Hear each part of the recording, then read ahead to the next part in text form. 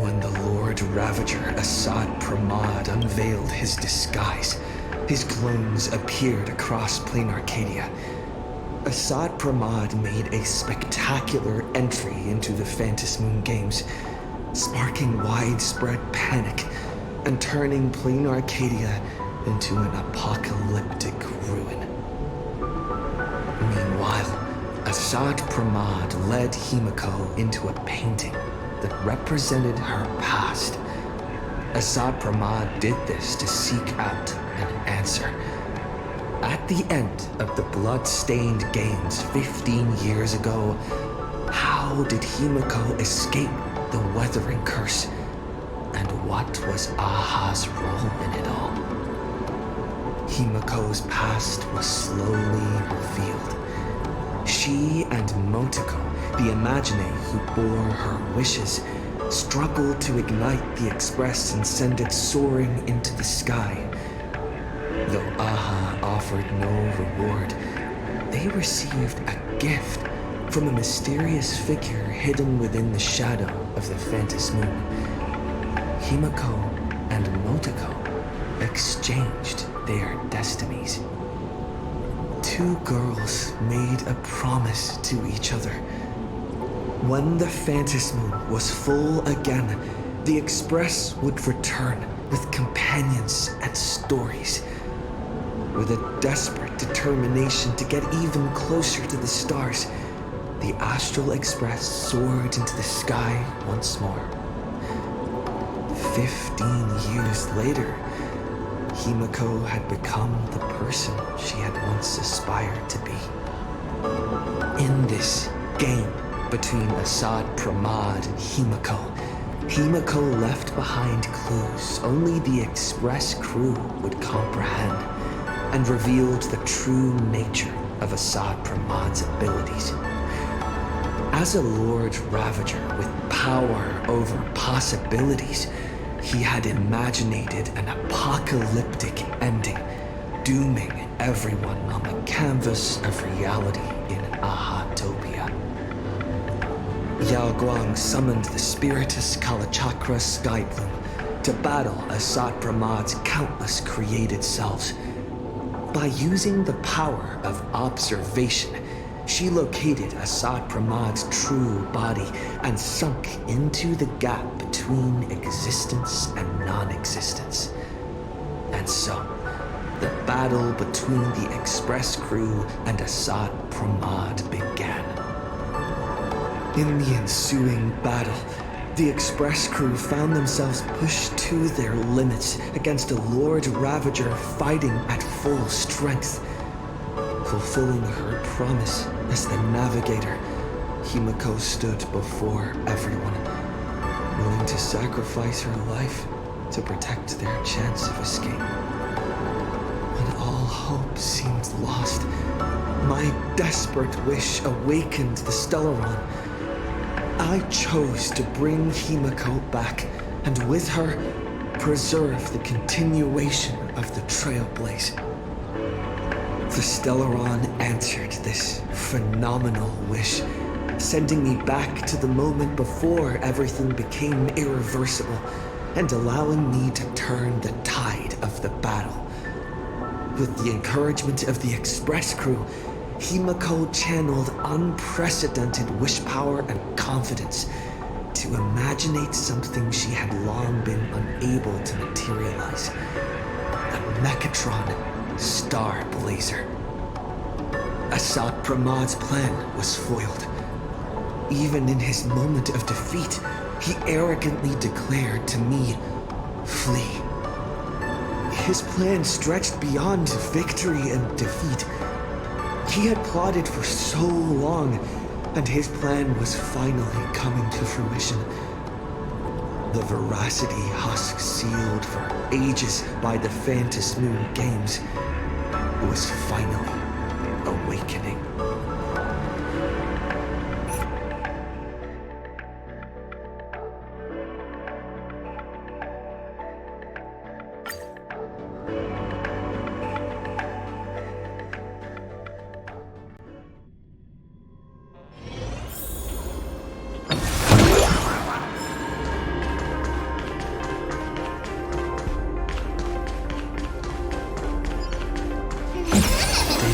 A will of Methrin.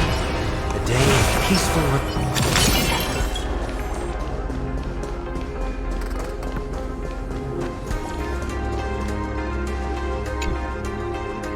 Run. Once the veracity awakens, you'll have nowhere to run. If you want to live, tell us how to seal it.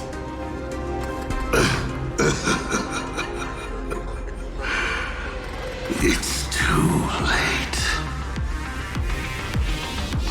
Just like how a star can collapse into a black hole.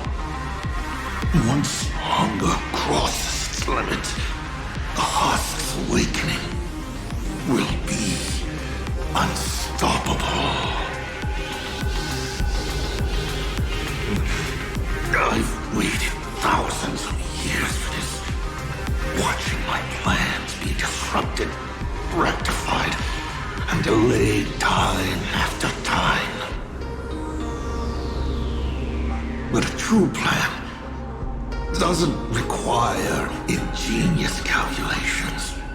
All it needs is patience. Nothing can compete against time, especially time armed with patience. This isn't for you to decide.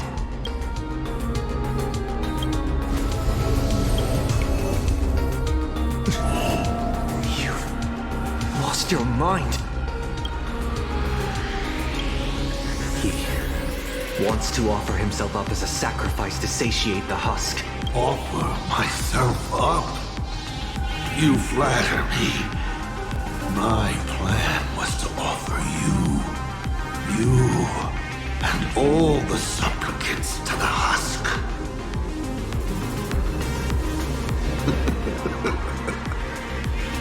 Unfortunately, luck isn't on my side. But a loser should face his defeat with pride, and the victor should receive their rewards.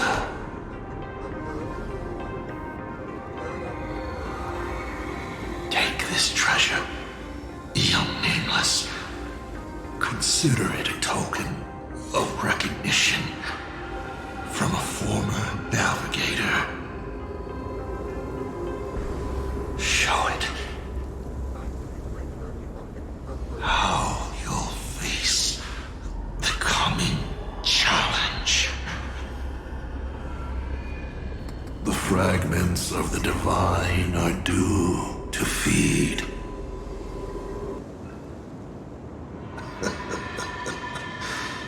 And so, once more, I depart for a destination that never extended me an invitation. From the bottom of my heart, I hope our paths do not cross at that place.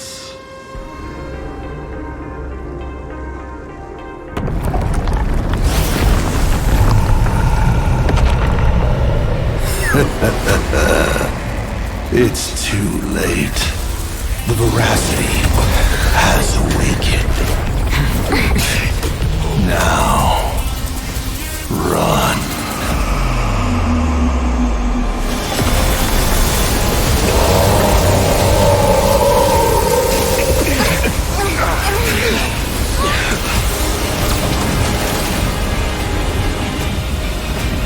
Quick, onto Trailblazer, immediately!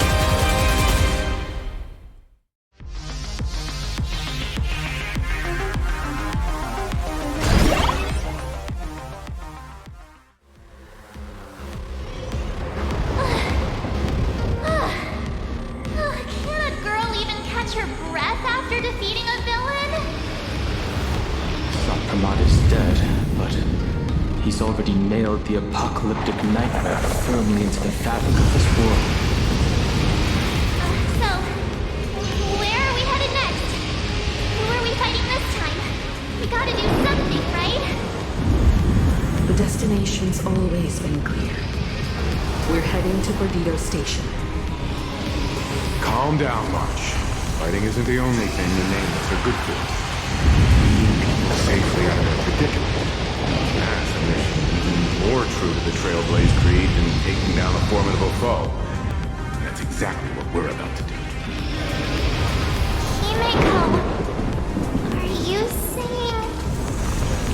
The Husk's awakening can no longer be avoided. So from now on, we need to use what time we have left to do what the Astral Express does best. Everyone, I've arrived at the same conclusion. The Husk's activity index is rising exponentially. It's only a matter of time before the seal completely disintegrates.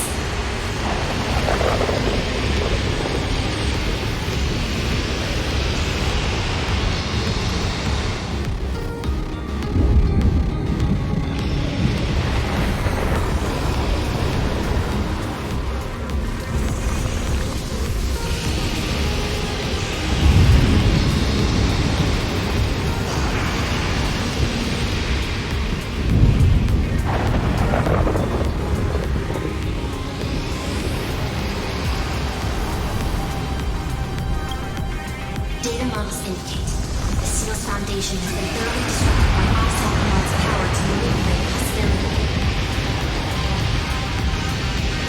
I'm extrapolating every known variable. I'm working alongside Graphia and the Stellaron Hunter, but it will take time.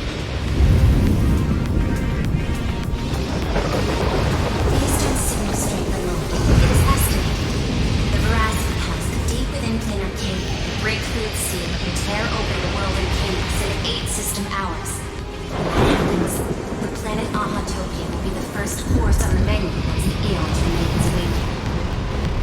And 12 system hours after that, the entire constellation star zone will be reduced to a feast for the ravenous.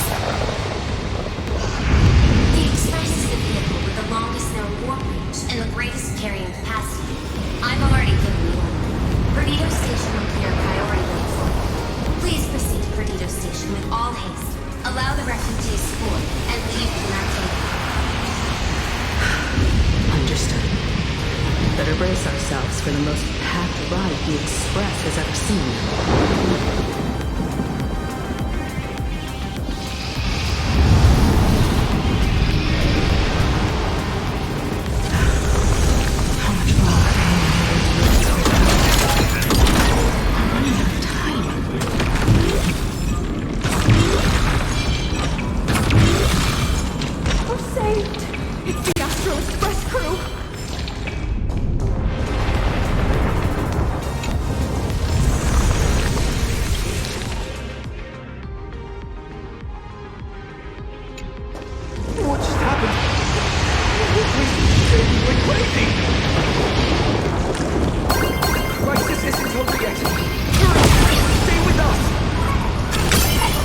Station is just up ahead.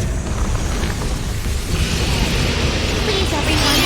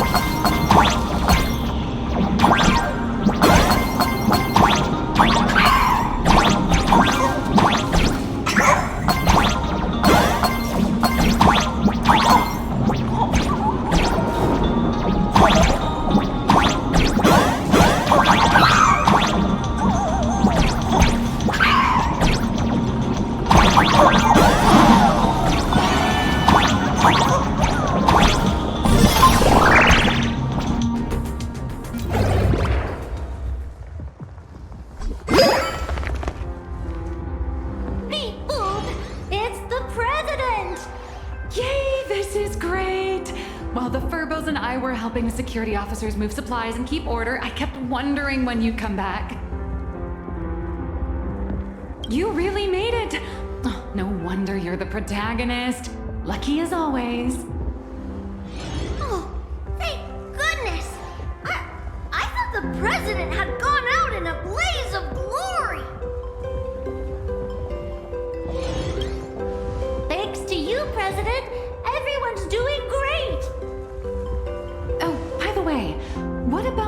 Tenjo general who set out with you.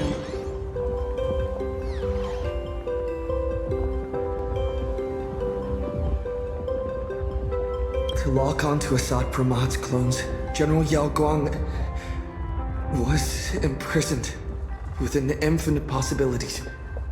I don't even know if she still exists. I see. Her divination came true after all. But, hey! There's no word she's dead for certain.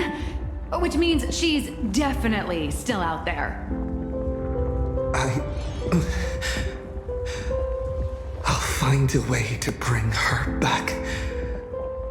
I promise. I'm afraid now's not exactly the time for this. The ground outside is shaking like crazy. Looks like some big trouble is rearing its ugly head. I spotted Miss Kuchiba on a call with my creditor, the esteemed Madame Pearl. They were talking about doing a head count of the refugees and getting everyone aboard the Astral Express. I'd better head back and help them out. Everyone's pitching in and I'd look pretty bad just sitting around twiddling my thumbs. You should go talk to them in the meantime.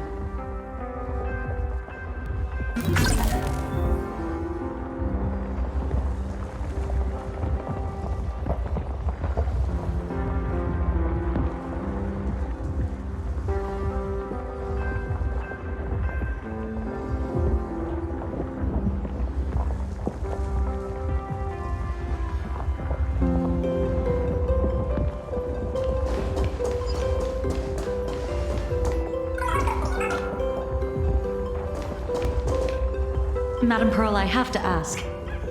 By entrusting this intelligence to us, what exactly is it you're hoping Mr. Ashveil and I will do?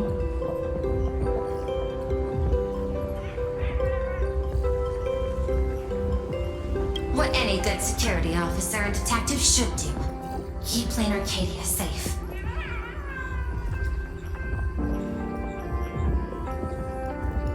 Keep Planarcadia safe? We're not even specks of dust in the face of the husk. Come on. This is way beyond anything a security officer and a detective should be dealing with.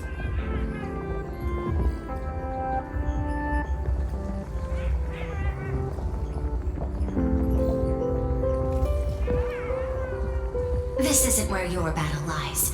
I'll request that the Astral Express take you to Astropolis.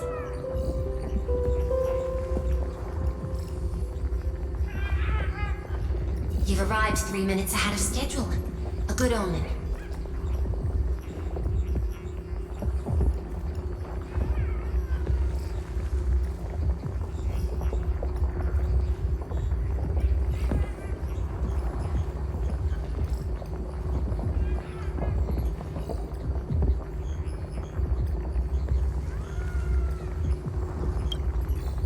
Interesting.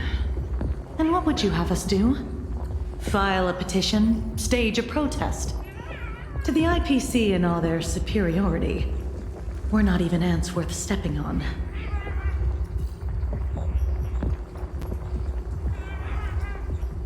The intelligence I'm entrusting to you both comes from years of personal investigation.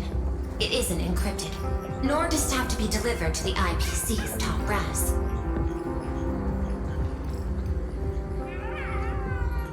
I have but one request. Protect Planarcadia at all costs. Perhaps you still remember Jade's invitation. A 7-member summit on the Anti-Destruction Alliance is to be convened in Astropolis. I'm hoping the Astral Express can take the refugees from Perdido Station and bring them there. Before the time comes for the husk to break through the seal, I implore you to report the situation in Planarcadia to the IPC's top brass and ensure that the preservation's protection is secured.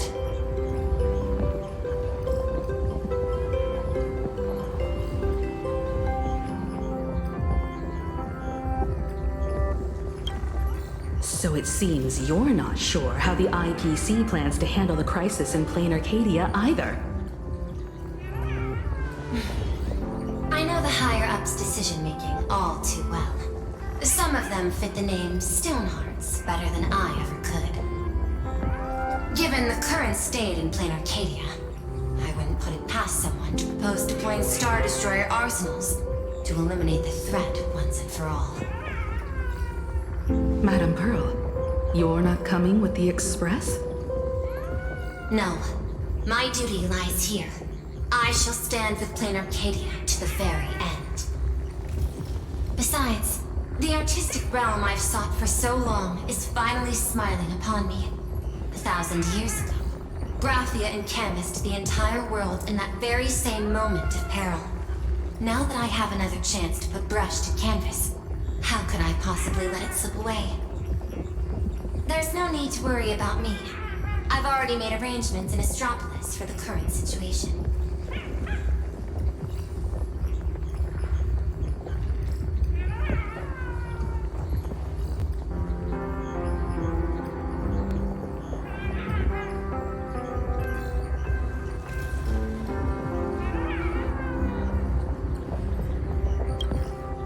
I know. The Nameless have always been brave enough to linger in the direst of plights. Running away has never been your style. But that's exactly why I'm asking you to bear this decision.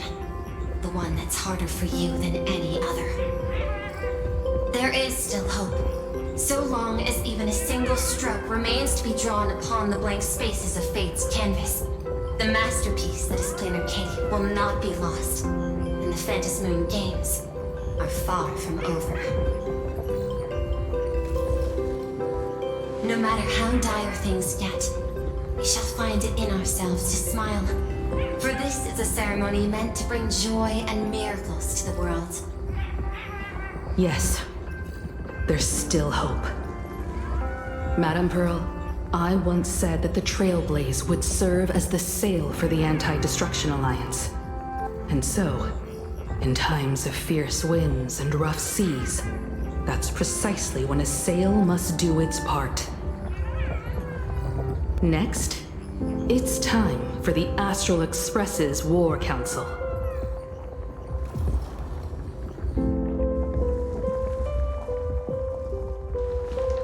Everyone, we're short on time. Refugees are gathering at Perdido Station, and we need to get them aboard the Express as quickly as possible. March, Sunday. I'm counting on you two for this. You got it. Leave it to me. I won't leave a single person behind.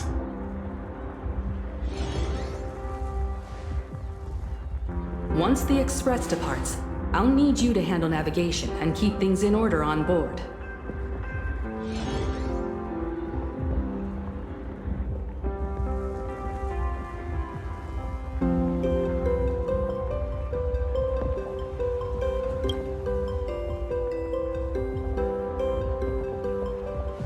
Haven't you been doing a great job this whole time? From here on out, you'll have to get used to holding the wheel.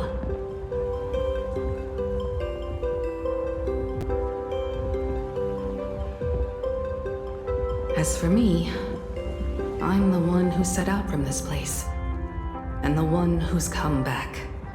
This is my fight, and mine alone. I'm leaving Madame Pearl's request in your hands. All right. I'll get the Express and everyone on board safely to the next stop. I won't let you down. Feels like we're back to that very first moment when we boarded the Express. Well then, I'll stay behind and help Himiko maintain the Starblazer. In that case, the duty of protecting the Express falls to me. I'll be clearing the lane when the Express takes off.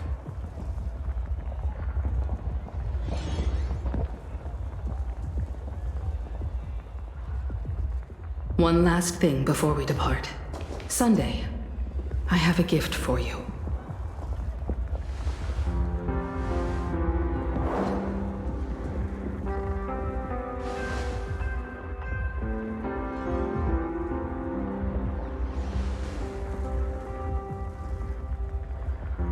As the navigator, I'd like to officially invite you to join the nameless of the Astral Express.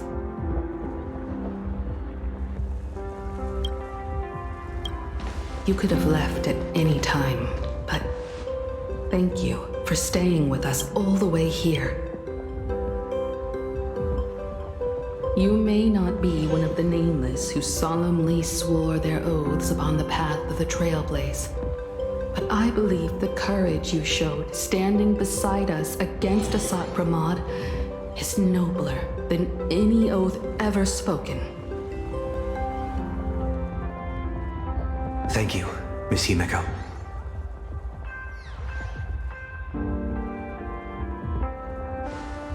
Though Planarcadia was not the place I sought, I still believe that somewhere at the end of the road I have yet to walk, there exists something more enduring, something truly worthy of being called an Arcadia. To that end, I'm willing to walk this path with you all, to witness it, and to see it through to the future that awaits us. Everyone, from this moment onward, we each march toward our own battlefields and fight for the survival of this world. But this is no farewell. I won't say goodbye to any of you.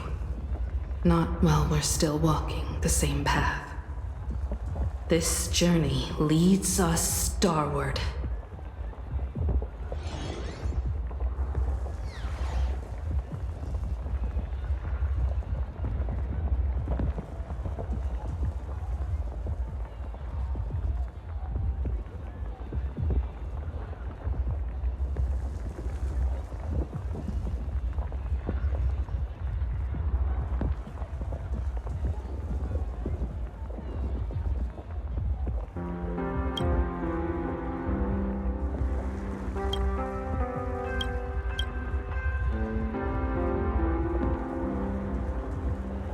Once I've taken care of things in Astropolis, I'll head back as soon as I can.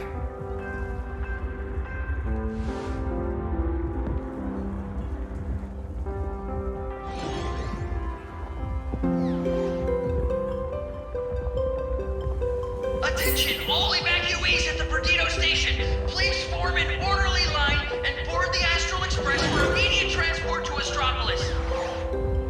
I repeat, please form an orderly line and board the Astral Express for immediate transport to Astropolis. There's still a little more time before departure. Make the most of it. And say goodbye to your friends.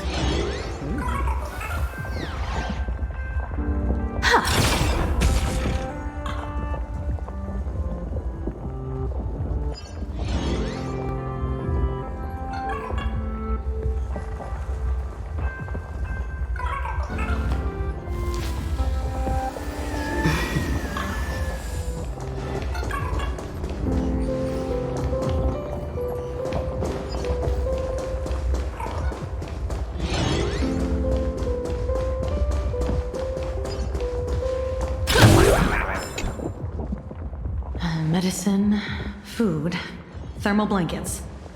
This is the last crate. Madame Pearl told us there'd be people in Astropolis to receive the refugees. But we should still bring some emergency supplies just in case. Better safe than sorry.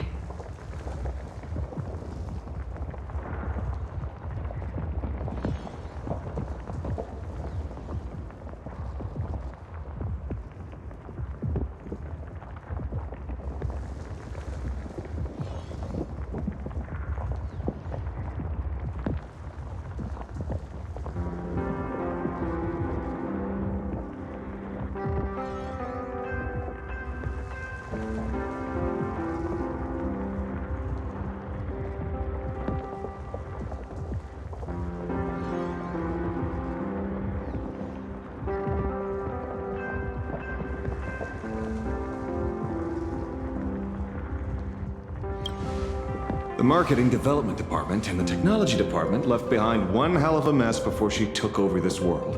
And she wants to hand over every last shred of evidence she's gathered over the years to us, so we can deliver it right under the IPC's nose.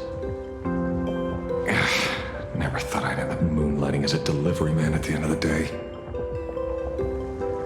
Well, it's not too far off from the Galaxy Ranger playbook, delivering evidence of the bad guys' crimes right to their doorstep, gift-wrapped with a few bullets.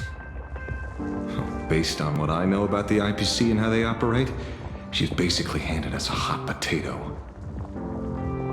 Cross-world law enforcement. That's a bit beyond the scope of anyone's jurisdiction. But judging by the look on your face, I'd say this isn't much of a hot potato at all. More like a ripe, sweet fruit just waiting to be picked. Everyone, the Express is ready for departure. Please bring the remaining supplies and the last of the evacuees aboard as soon as possible. We need to depart immediately.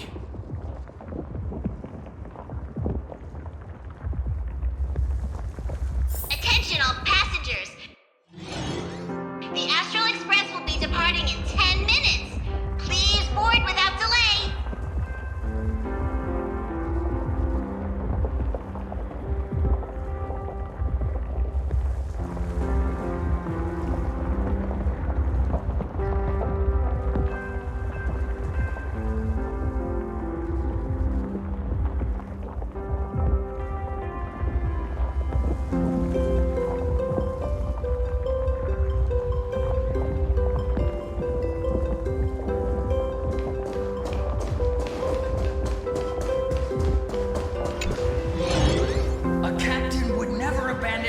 When it's about to sink, and I won't either. As the station master of Perdido Station, I will guard this place until my very last breath. Attention all passengers! The Astral Express will be departing in 5 minutes. Please board without delay.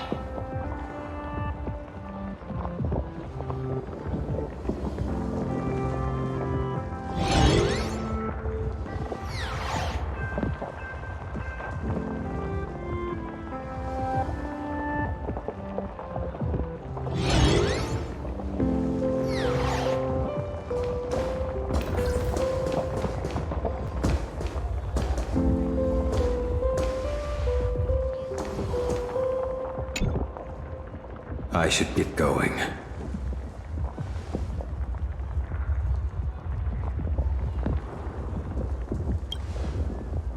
Silverwolf promised Pearl she'd stay behind and help with that world and canvas ceremony.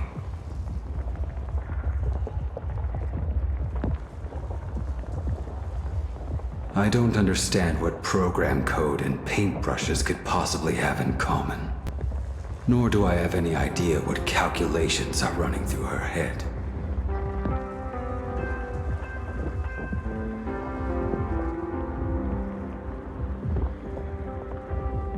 She gave her answer and chose to stay.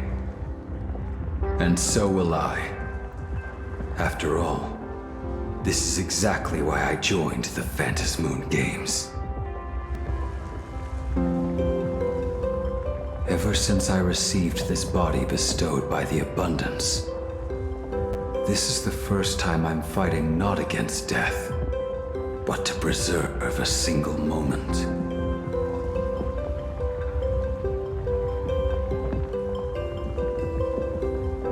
It's been a long time since I've allowed myself to act on my own impulses in a world where no script dictates the outcome.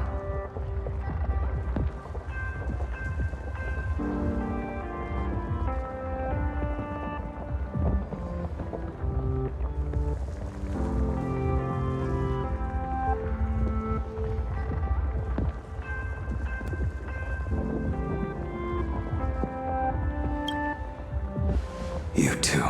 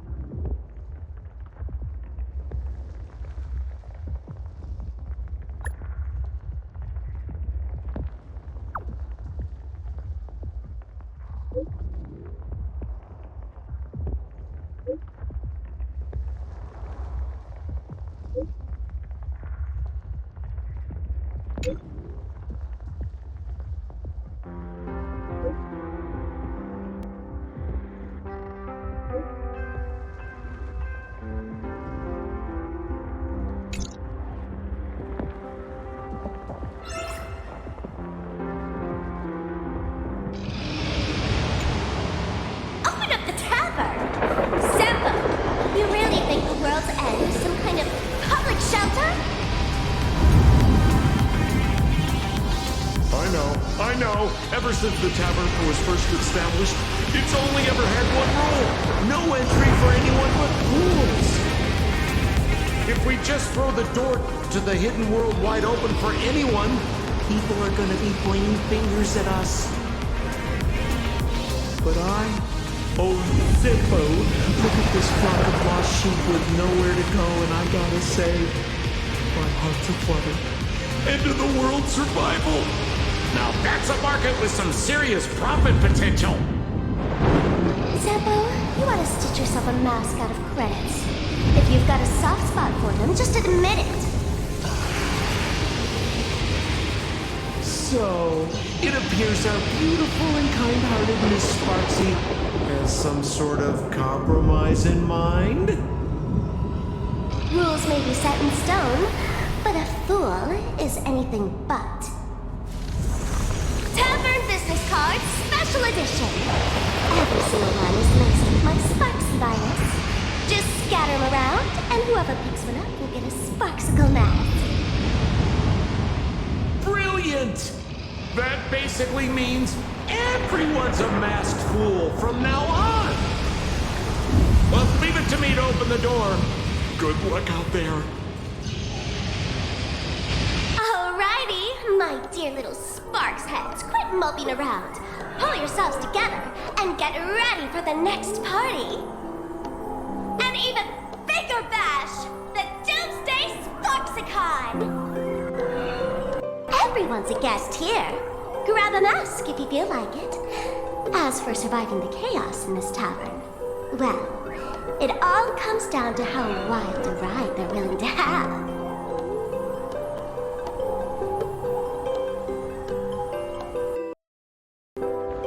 What's the deal with these people? Did Sparxie let them in again? Darn it! Sampo, who told you to open the tavern door to these regular people? Easy there, young fool. Around here we extend a little grace and a little courtesy to anyone wearing a mask. Besides, I won't be sticking around here for long. Old Sempo will be taking them somewhere safe. Let old Sempo think for a second here. Where should our Doomsday Tour group take our new friends for a little sightseeing? Lushaka? These old legs can't afford to get rheumatism on top of everything else. Planet Screwlum? Those Intellitrons are way too cold. Wait, cold? Ha-ha! I got it! Stick with moi, everyone, for only 10 credits each. I'll take you somewhere with absolutely gorgeous scenery!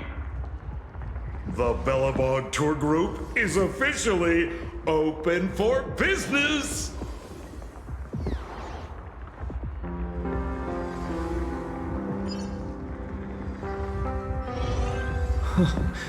The masked fools are pretty impressive when they actually get their act together. Guess I better pick up the pace too. Attention all passengers! The Astral Express will be departing in 3 minutes! Please board without delay! Time to get going.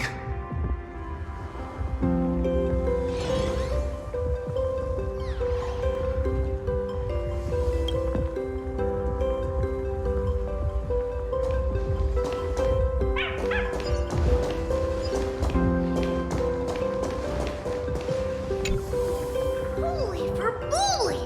Imaginary are leaving Planarcadia? I've heard that Imaginary who lose their wish power will vanish in the blink of an eye. Like takeout left outside Mr. Detective's door. God, without a trace. Don't be silly. Your cuteness will definitely get tons of attention wherever you go. People will shower you with wish power. Anyway, just remember, it'll be fine. You're not gonna die. Really? But I'm a journalist. Has it finally come to the point where I have to rely on my looks to get by?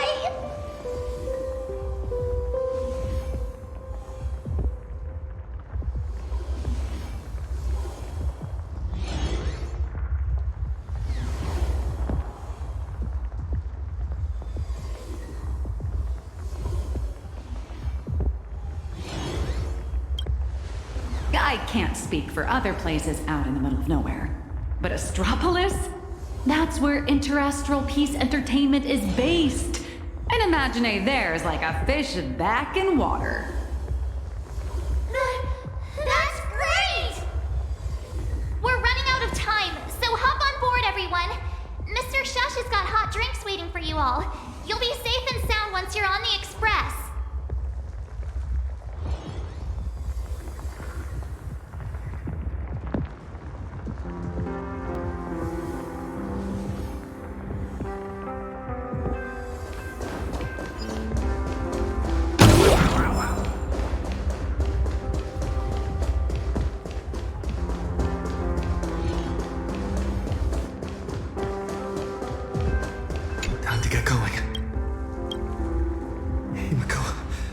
Don Hung, Mr. Yang, hang in there. I'll be back to help as soon as I can. No matter how many obstacles lie ahead, no matter how many solutions I must try, I will win the support we need, bring the preservation's aid to this place, and put an end to the threat of the veracity. We believe in you. Don't worry about us. We're counting on you now. We'll hold out until the moment you return with good news. No navigator is born knowing where the destination lies. The moment a nameless turns their gaze toward a destination not yet reached, they become the navigator of their own journey. Everyone, it's time for departure. Attention all passengers! The express will be departing in 1 minute!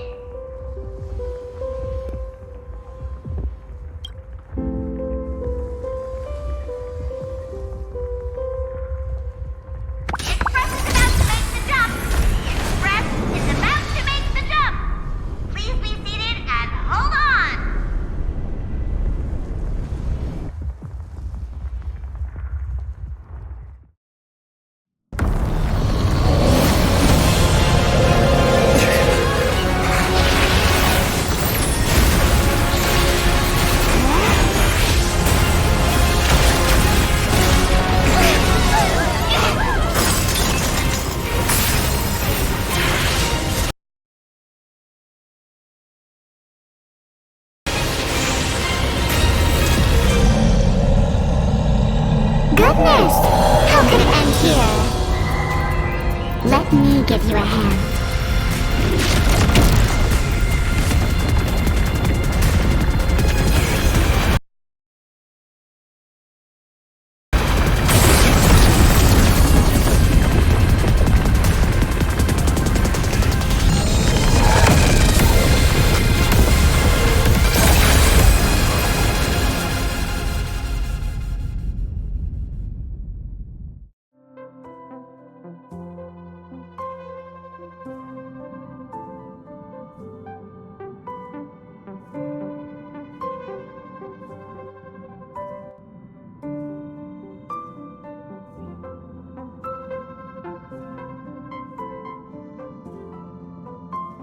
Express system diagnostics in progress. All passengers, please remain calm and stay where you are.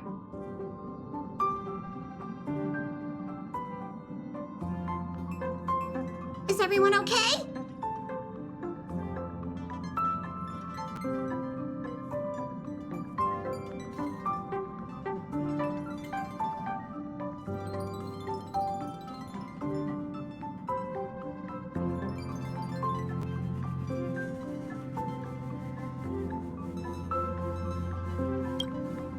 For a moment, I thought I was a goner back there.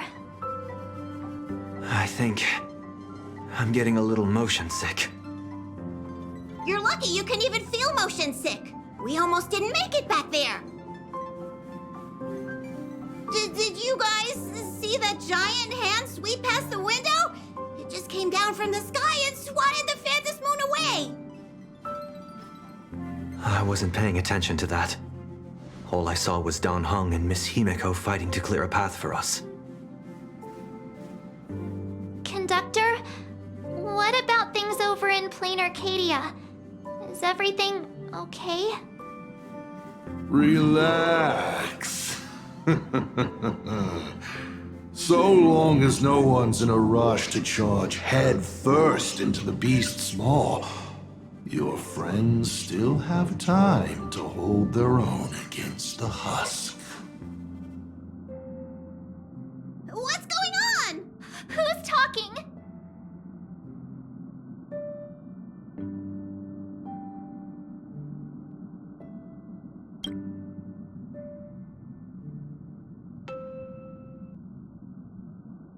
Why would you bring something like that back here?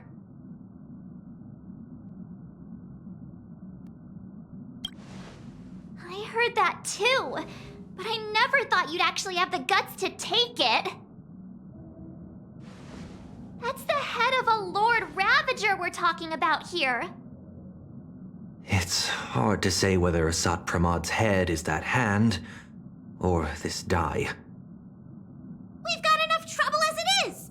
The Astral Express does not welcome it! Dear conductor, don't you think that's a little harsh? Thanks to you, the Express has had more close calls with death than Pop Pop can count! Don't make Pop Pop find a blender and turn you into a smoothie! It's all over now, conductor. I'm just a die left behind by Asat Pramad, a harmless toy that can't even move on its own.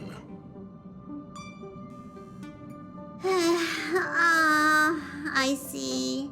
How did things end up like this? Life is full of surprises, I suppose. Sorry for all the trouble I've caused you. To make up for everything I've caused the Express, how about I go back to my old line of work as IC?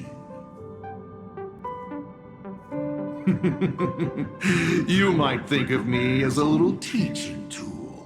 Whenever the young Trailblazer needs some tempering, or craves a little excitement on a dull stretch of the journey, just toss me up in the air. Just as I always have, I'll bring you a one-of-a-kind trial of probability. After all, learning to stay true to your path amidst chaos and the unexpected, that's one of the most important lessons for the Nameless, isn't it? Roller 1, and I'll generate astral charts plotting a course straight to the Antimatter Legion's Warforge. Roller 2, and for the next hour, every beverage on the Express will be replaced with high-energy fuel, or Von Walk's iron-eating stomach acid.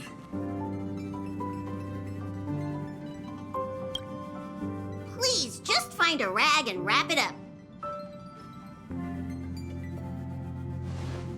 I can tell. Back when IC, the Starseer, was around, the Nameless never lacked the opportunity to go on an adventure. Times have changed. Passenger with Himiko away, you'll need to step up and take on the role of acting navigator.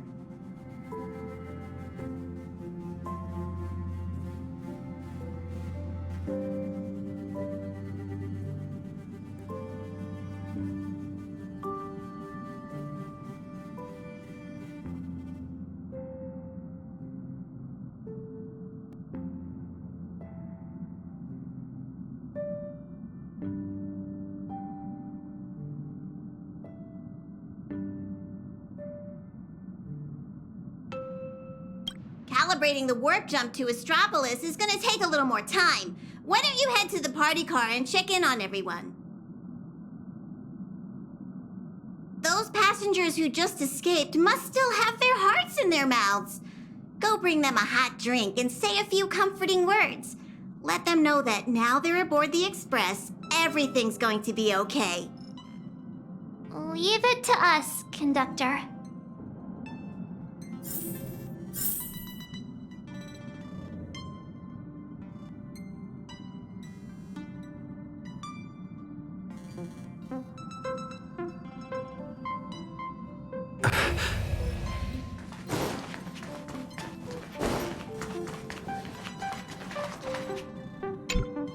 Acting navigator, what's up?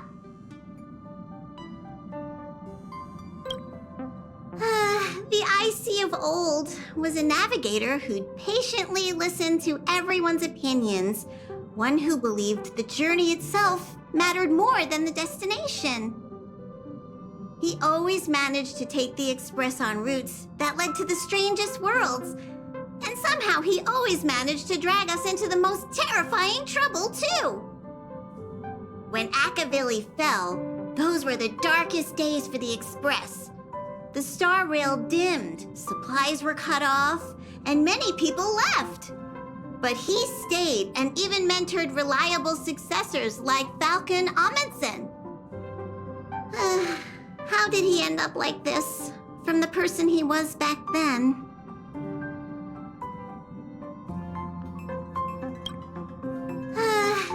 He always... When Akavili... It's a curio he's kept on him since long before he became a navigator. He says the die was a blessing from Aha, capable of toying with probability on a whim. Icy always liked to roll the die before deciding on a route. And wherever it landed, it never failed to bring us unexpected luck and misfortune. Pom-Pom still remembered this one time when the die sent the Express straight into a graveyard of anti-organic vanguards left over from the Emperor's war period. Nearly got everyone on board wiped out. Luckily, Falcon rolled a big number and all those ghost vanguards wandering around just shut down on the spot. Even though Icy always said misfortune tempers the nameless, everyone's blood pressure still went up and down right along with that die. That thing is way too dangerous. You gotta be careful with it.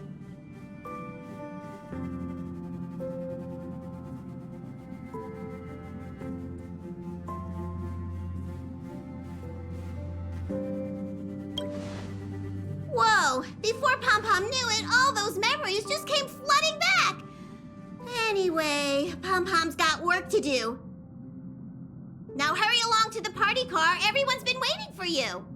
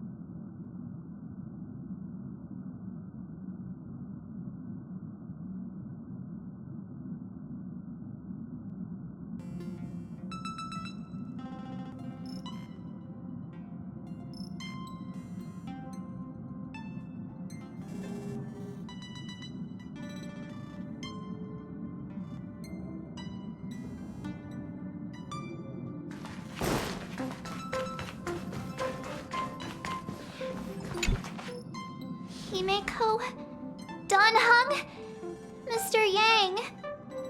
Come in, please respond. Does anyone copy? Why is the signal still so bad?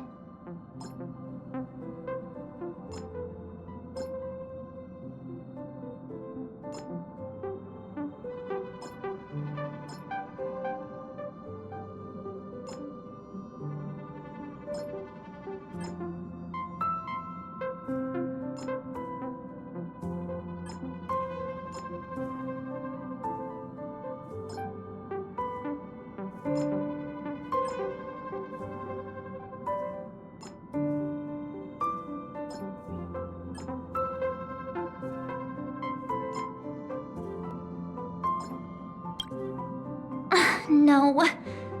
The group chat's dead silent. Like it's broken or something. Do you think they might have... Miss March, sometimes no news simply means they're still in the fight. Don't worry. I'm sure they'll be fine. know. But I can't help it.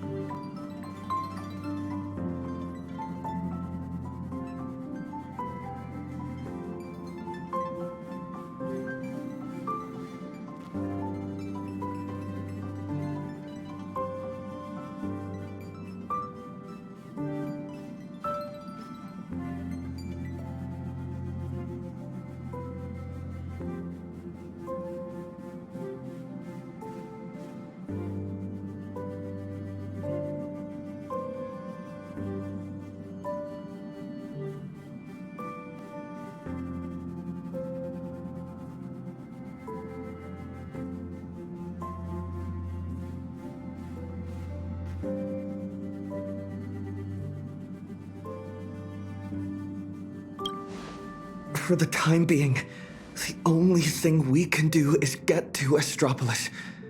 The sooner, the better. The sooner we finish what Pearl asked of us, the sooner we can get back and reinforce them. Yeah, you're right. Standing around worrying isn't gonna do any good. Come on, let's go check on everyone in the car. And then, full speed ahead to Astropolis. I'll accompany you. Back in Penacony, easing worries and soothing troubled hearts was practically my day job.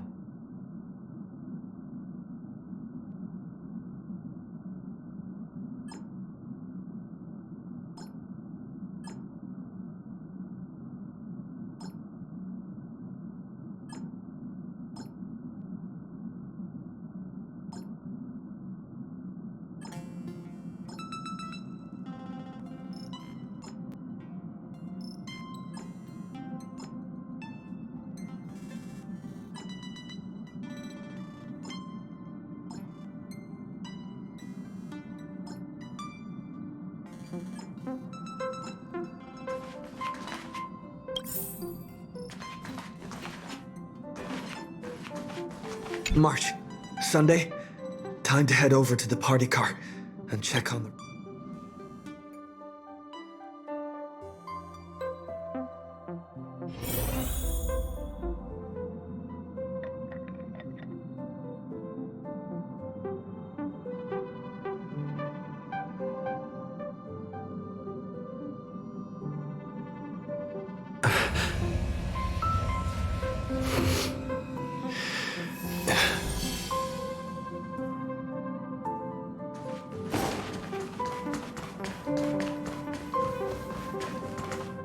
We're home.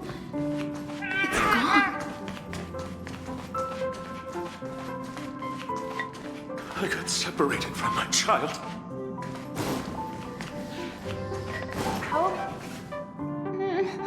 Daddy, where are we going? I don't want to go out anymore. I want to go home to Mommy. We'll go home soon, I promise. Little one, I'm afraid we'll have to find somewhere safer. Think of it as being a brave explorer for a little while. Explore?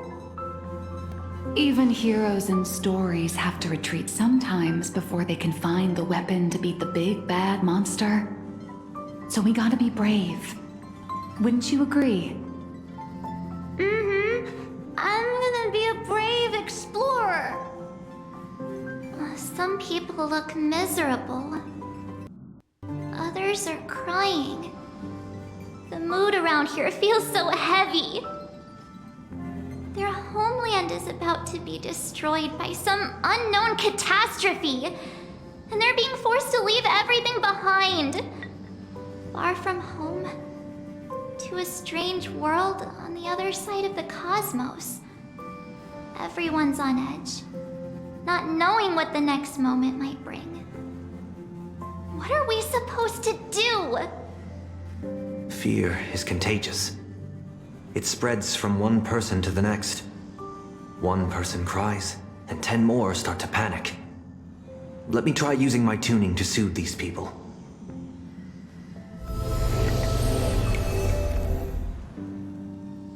Strange. I can't sense their feelings anymore. The power bestowed upon me by the Mask of Elation. It's gone. Is it because we're outside of Planarcadia now?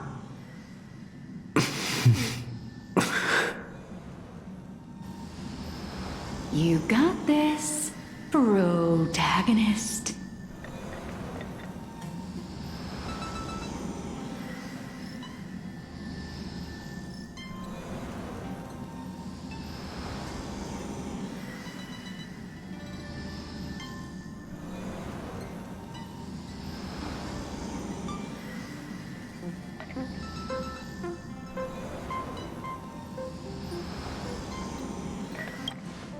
Tuning might relieve them from panic for a while, but it won't help them see the situation for what it really is. These people don't need some lofty, out-of-reach promise. All we need to give them is a clear, safe next step.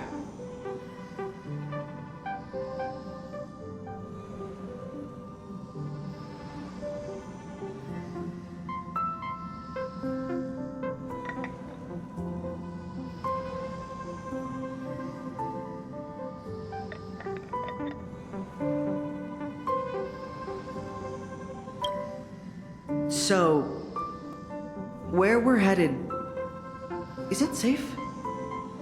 I know how it feels to be uprooted from your homeland on such short notice, heading to a world you've never seen. It's only natural for people to feel scared. Our destination is hardly some dangerous, uncharted wasteland. Astropolis is one of the major worlds under the IPC, equipped with comprehensive shelter facilities and legal protections. Not only will everyone be safe there, but you'll also be provided with temporary housing and living supplies. Once the crisis in Planarcadia has been resolved, the IPC will arrange for each one of you to be returned home. Really? You sure those bigwigs at the IPC won't just treat us like a bunch of rats and slam the door in our faces?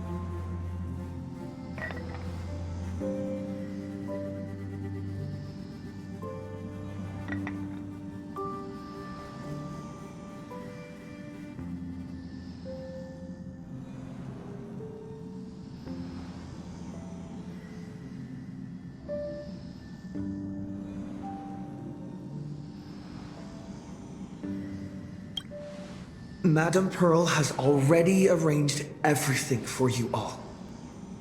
Planarcadia is a member of the Pan-Cosmic Trade System. The IPC has an obligation to ensure the safety of Planarcadia when it faces a crisis.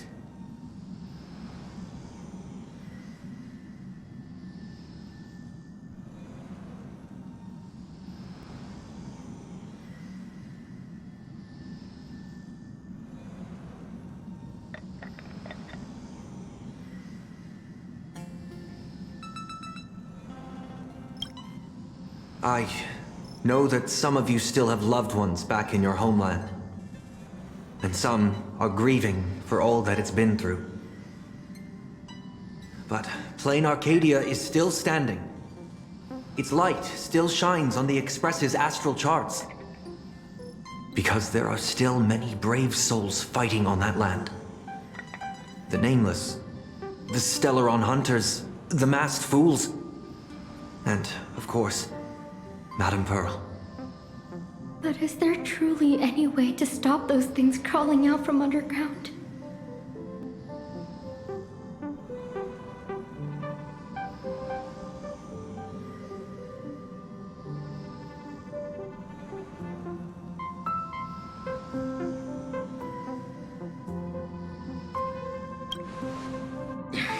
Everyone! The Astral Express just took down a Lord Ravager, and the ones still there in Planarcadia are none other than his most trustworthy companions. I have faith in them. The same way I have faith in everyone here in this car right now. They haven't given up on this world.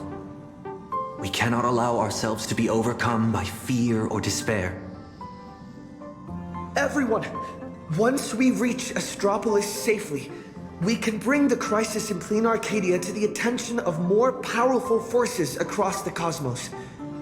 And when that happens, everything taking place on this planet will receive the reinforcements it desperately needs.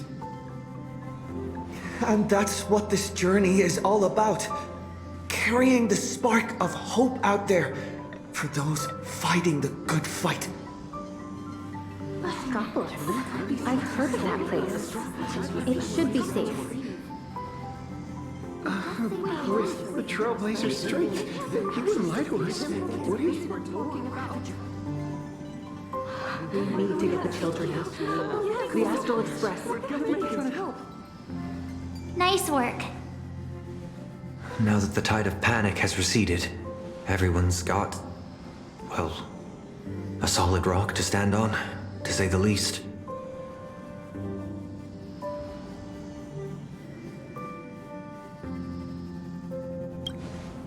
I have to say, your ability to deliver a speech is unexpectedly impressive.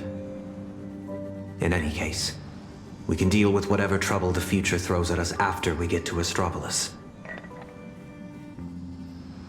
Attention, everyone! Calibration is complete! The Express will be warping to Astropolis shortly! For your safety, please find the nearest seat and buckle up! Sounds like the conductor's all set.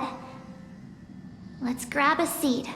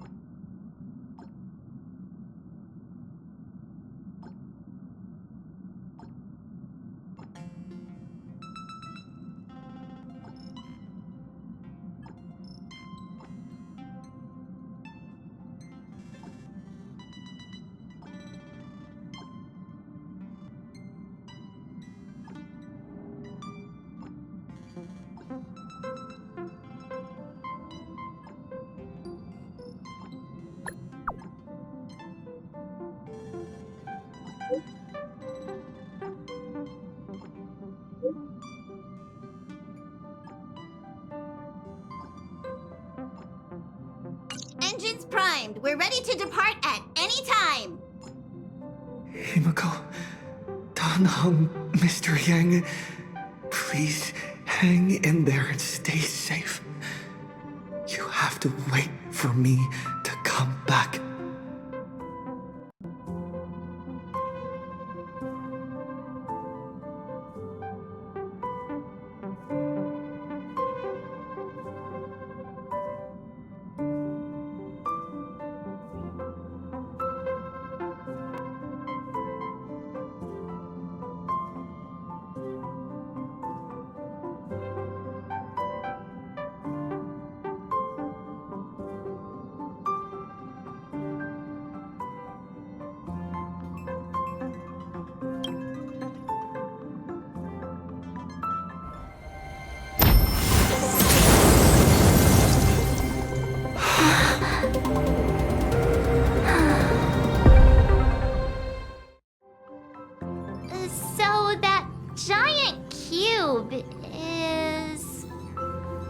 Attention all passengers, the warp jump is complete.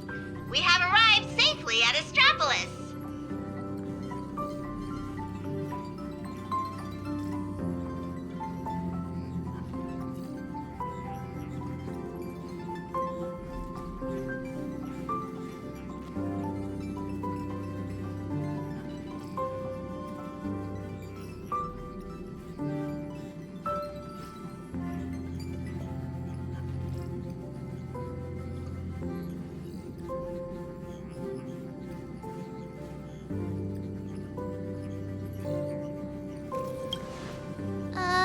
So what are we supposed to do next? Himeko and Mr. Yang always make it look so easy. Like it's just step 1, 2, 3. But now that they're gone, I end up completely flustered.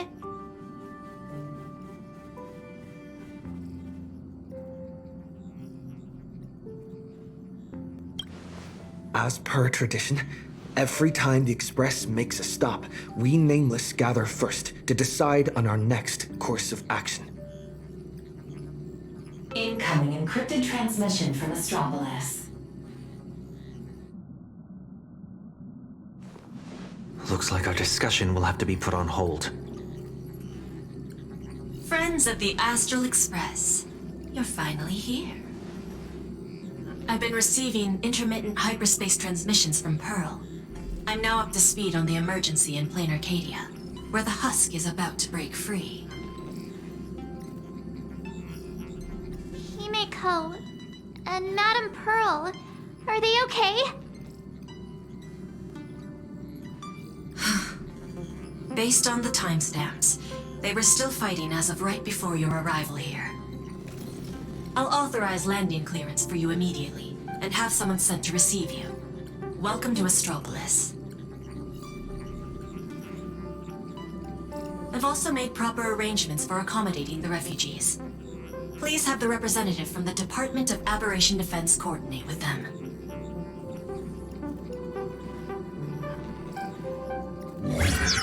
It's rare to see Madame Jade without a trace of a smile on her face. Well, you know what they say. The fewer the words, the bigger the trouble. I'll go notify the conductor and get the docking car ready. And I'm going to inform Miss Nihilux, Mr. Ashveil, and Miss Kuchiba. We'll need their help getting everyone settled in. Friends, the docking car is standing by and ready to roll. Let's head out once you're all set.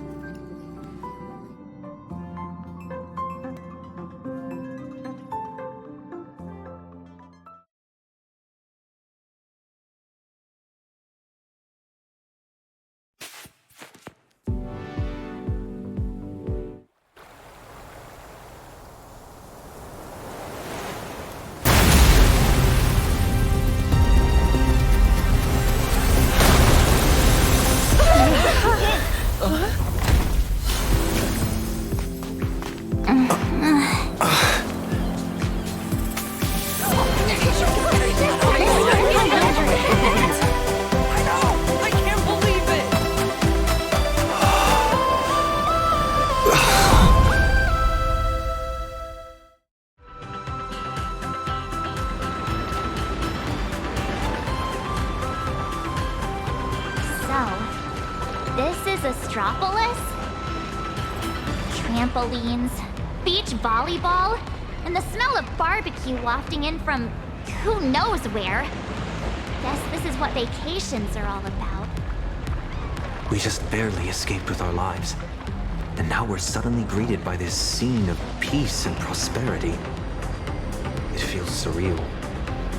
Like stepping back into Paniconi all over again. For the people of Astropolis, the events unfolding in Planarcadia still seem like a distant affair. It's hard to imagine what will go through their heads when they hear the news of the Veracity Husk's revival. From what I know, even if the news spread far and wide, most people in Astropolis would carry on surfing, sipping coffee, and dining on elegantly plated meals at open-air restaurants without batting an eye. After all, this is the vacation resort for IPC executives. Once people get parasitized by a certain kind of power, they always have this delusion that the fire will never burn its way to them. The refugees on the Express can't just sit around twiddling their thumbs. We need to report this to the Astropolis authorities ASAP. Just leave that to Mr. Ashveil and me. Sounds like a plan. Now let's get moving. And don't forget to bring Mr. Analog. His brain works faster than the two of ours put together. Oh, wait. Take me along, too. Everyone's got something to attend to. How can I just sit here doing nothing? Well, that won't be necessary. You see... Oh, right. As the Astral Express's biographer, your comic's still running, isn't it? You wouldn't want to miss out on an Express crew's adventures in Astropolis, would you? A fair point. But I can't just keep being a walking camera, can I? Miss Nihilux, we understand how you feel. But the work Ashveil and I have ahead of us is... incredibly tedious. And will no doubt be up against Astropolis' massive bureaucratic machine. Please just leave all the bickering and legwork to us. Those two acting all hush-hush. Are they on some kind of secret mission or what? Madam Jade said she'd send someone to receive us. So, where's the guy? Hey! Hello! I've been waiting forever and you didn't even notice me. It's me, your avian buddy Albert. You guys see that? One of the cars just came flying out like a surfboard. Who are these people?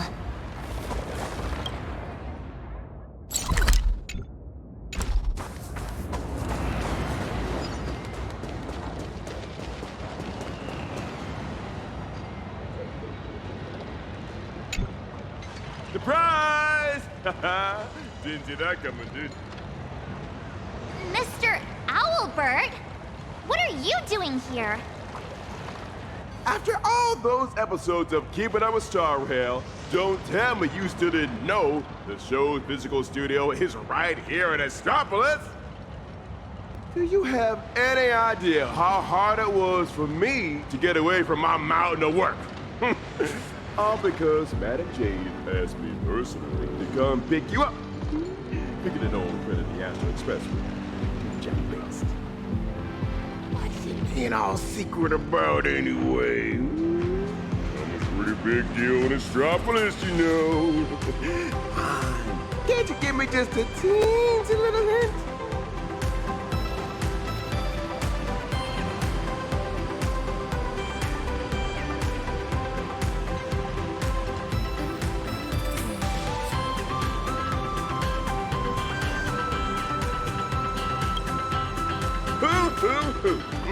I see.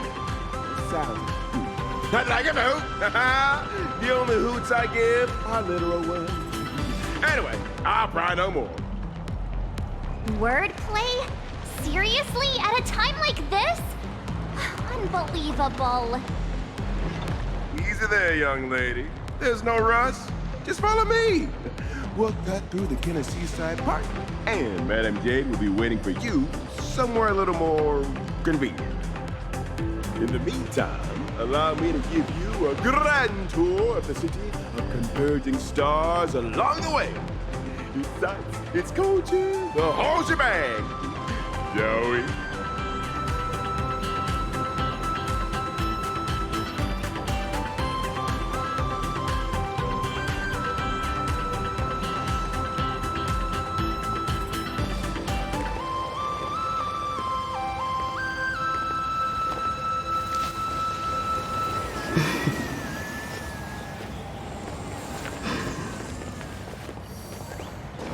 Speaking of which, why is this place called Kitten Pie? Ta-da! The answer is... The administrator of Astropolis is named Kenneth Orita, and he's the one who designed the seaside park. All right, we're not here for sightseeing. Can we just put the tour guide act on hold for now?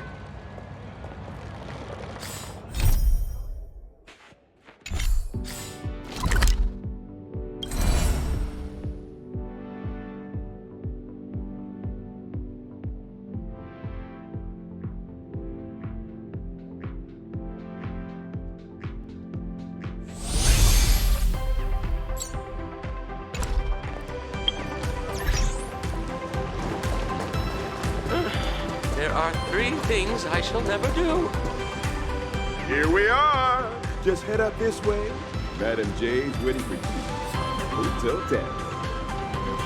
The Tide of Terminator Grand Hotel, huh? So this is the spot Madam Jade picked. Pretty tucked away, I gotta say. Wait, you've been here before, Miss Blurry? Well, I did actually live here for a while back in the day. You know how it is. As a comic artiste, my greatest talent is traveling around the world, alternating between field research and deadline crunches. Every time I do an interview, I can't help but envy you guests who get to travel far and wide and rack up all those amazing experiences. Sadly, work is like an invisible bird cage that I just can't seem to get away from. Well, the mission Madam Jade assigned to me is all wrapped up. Much as I hate to say goodbye to you all, I gotta be on my way and get back to record the show. Before I head out, I hope you don't mind me asking, Trailblazer, since you graced Astropolis with your presence, would the Keeping Up with Star Rail production team have the honor of interviewing you and your friends?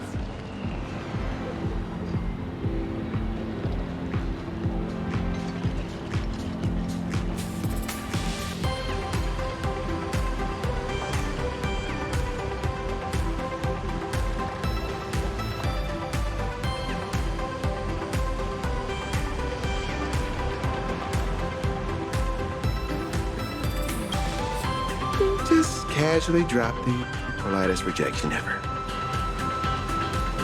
I sincerely hope that the opportunity comes sooner rather than later. Well, I'll take my leave. Hope your chat goes smoothly.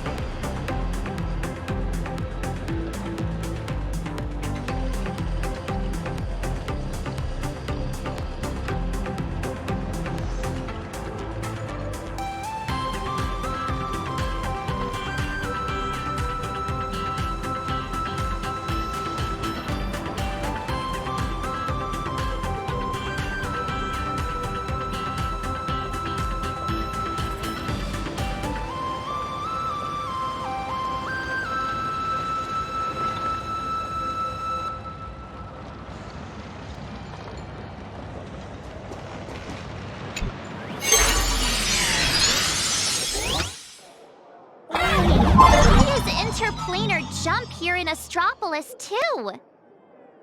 Come to think of it, I think I might have also spotted some Imaginae along the way.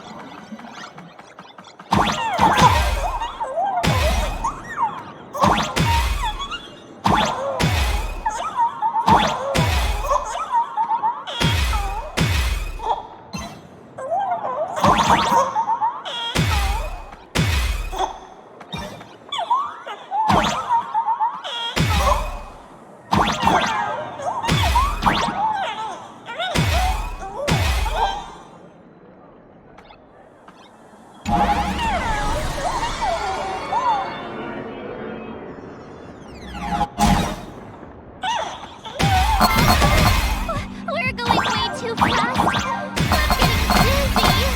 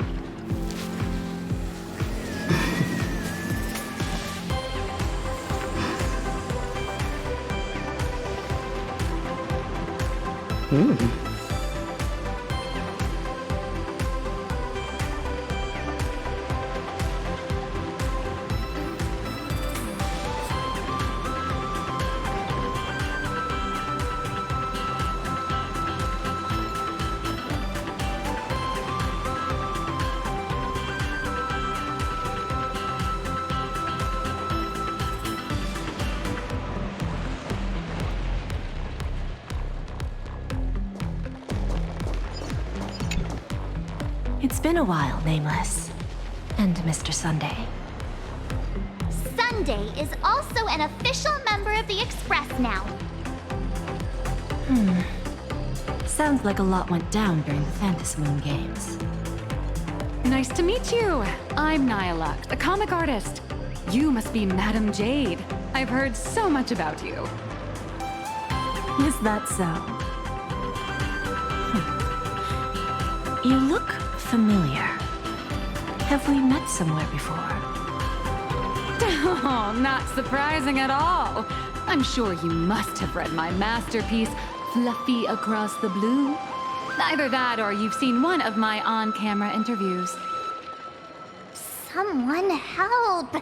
Please get Miss Blurry and her zero boundaries energy out of here!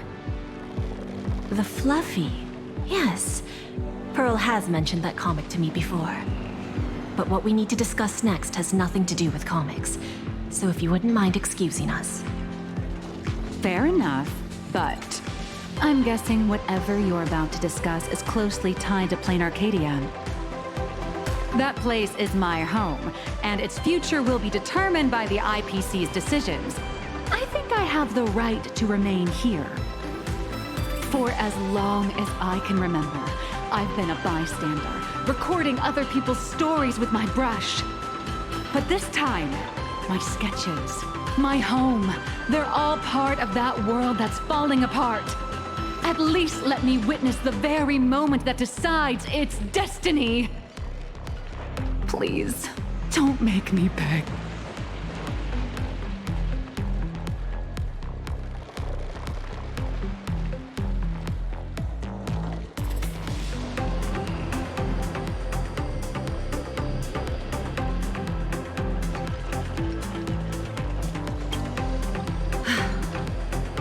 There are 8 system hours before the husk of veracity breaks through the seal.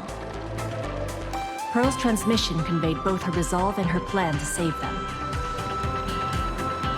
She intended to invoke the gaze of the Amber Lord and borrow the power of preservation to encanvas Planarcadia once more, buying time against the husk's breakthrough. To that end, she was willing to offer up her cornerstone.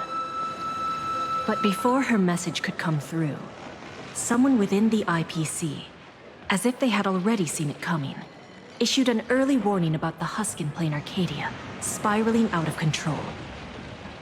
At the same time, the one who issued the warning proposed a targeted plan: weaponize the Veracity's husk and transform it into a weapon against destruction. In which case, we would not only neutralize the threat posed by the husk, but also eliminate Nihilux minions once and for all. Perhaps even wound the Eon themselves. By comparison, Pearl's proposal looks more like it's just stalling an inevitable catastrophe. Convert the husk into a weapon? If we do that, all of Planarcadia would cease to exist, wouldn't it? Once that happens, then Himiko and the others will...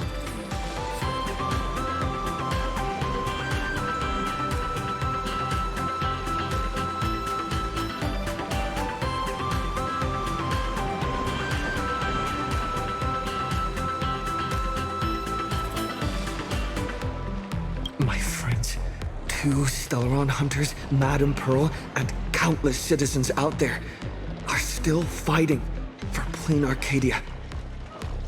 As long as there's a chance to help them, as long as there's still a glimmer of hope, I'll pay any price without hesitation. But there is one price I refuse to pay. Their lives. So, who proposed this plan anyway? Oswaldo, from the Marketing Development Department. That monster! Does he have even an ounce of humanity? Human nature isn't even my main concern here. I'm more doubtful about whether this plan can actually work. I mean, was there really not a single person at the IPC who stood up and asked that guy if this plan even had a snowball's chance of working? Of course there was. But standing behind Oswaldo was none other than Miss Yabali from the Technology Department. As the de facto leader of the Intelligentsia Guild, Yabali has spent years researching this technology. She's staking her personal reputation on seeing it put into practice. I assume you noticed the presence of Imagine on your journey here. Well, yeah, but what does that have to do with what we're talking about? They're not visitors who migrated from Planarcadia, but homegrown products of Astropolis itself.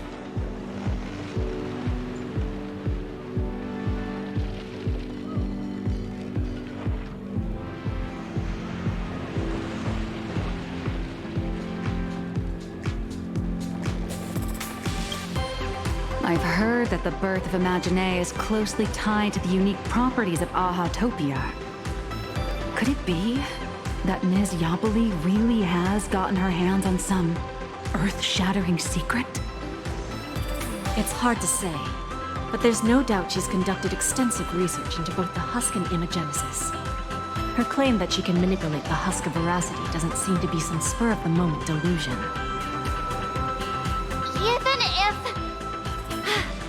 Even if she could could harness the veracity. That's not exactly preservation, is it? Aren't you all followers of the Amber Lord? Little girl, the IPC indeed walks the path of preservation. That much is true. But the IPC is made up of individuals, each with their own idea of what preservation actually means. Should the preservation be about protecting individual lives and homes, or safeguarding the prosperity and order of the universe as a whole? That's a debate the IPC has never stopped having. Compared to the Anti-Destruction Alliance strategy, which would require endless coalition building and diplomatic maneuvering, the proposal to weaponize the husk holds far more appeal. It offers a radical, efficient approach that would dramatically showcase the IPC's power, and the prospect of harnessing the fragments of a fallen eon. This alone was enough to send many a colleague of mine with a taste for grand narratives into a frenzy of eagerness. Grand indeed. But I fear that when the time comes, Yabuli and Oswaldo may end up creating something far more terrifying than Nanook.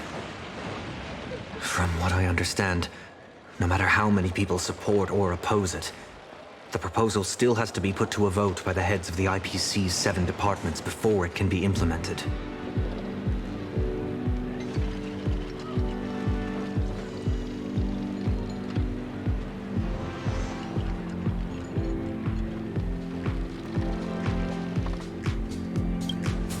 Aside from Oswaldo and Yabuli, Taravan from the Building Material Logistics Department also cast a vote in favor. Oh, that gluttonous butterball. Can't say I'm surprised. Everyone who meets him wonders if he's got some kind of family ties to the veracity. Wait a minute. Let me write down all these names and departments.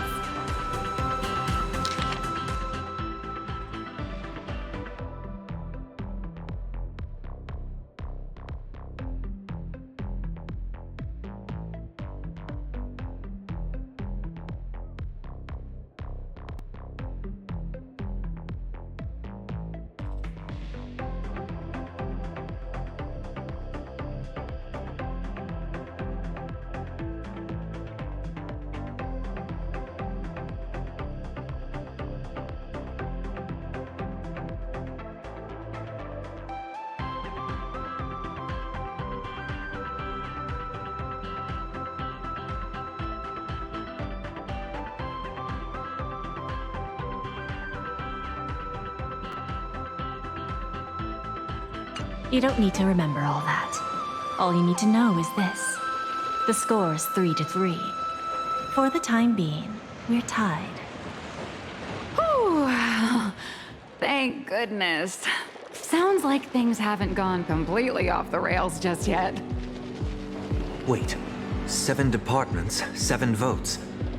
Did someone abstain? The power to cast the deciding vote fell into the hands of Mr. Arita from the Traditional Project Department. Instead of tipping his hand at the meeting, he postponed the vote. And in 5 system hours from now, he will give his answer at the Internal Decision-Making Conference. How long? 5 system hours? In other words, it's only a matter of 5 hours before Planarcadia gets canvassed again. Or becomes a total sacrifice to the weaponized husk. And our goal is to convince the undecided Mr. Arita? Precisely.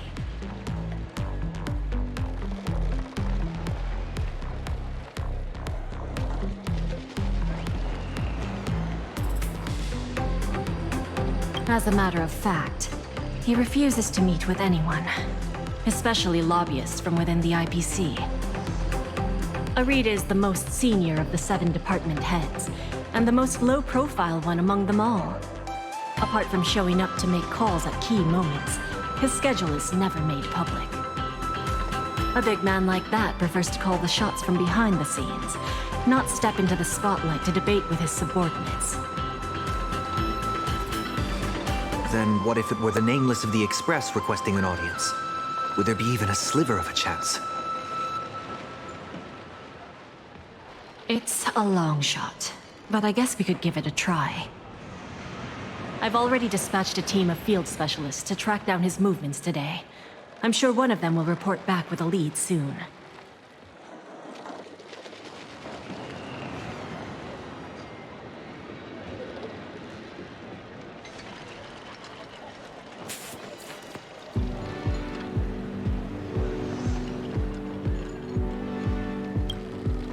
I'll talk Arita around, no matter what it takes. The fate of billions is at stake, my friends' lives included. That's all the reason I need to keep fighting for this.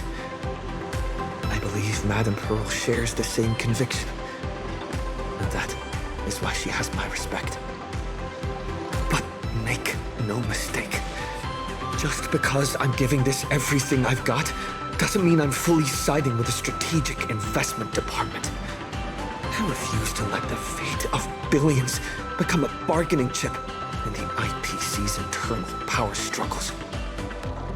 I understand. I swear by my cornerstone that what I place upon the scales this time is my unconditional trust and support. You have my word, so please rest assured. To ensure you all have a proper base of operations, I'll arrange an office in Lodestar Tower, the central hub of Astropolis. You're welcome to convene there to discuss the matters ahead. Well then, I shall take my leave.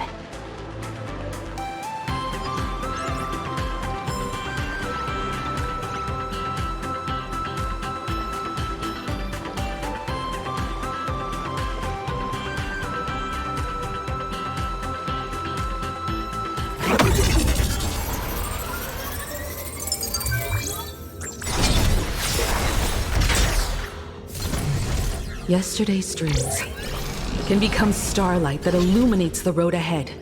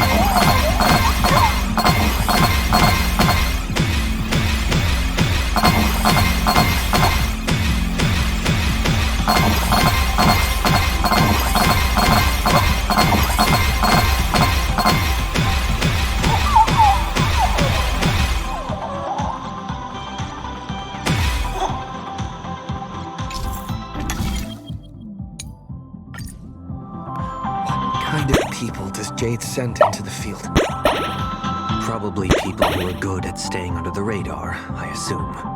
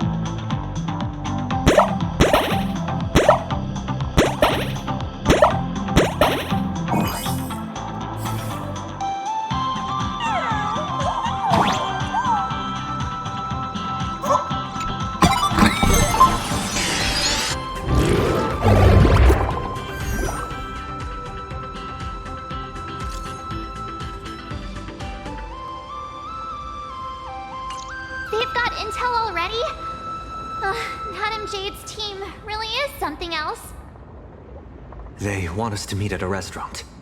Sounds like they found where Arita's been dining. So we just barge in and ask for a meeting? Would Arita even agree to see us?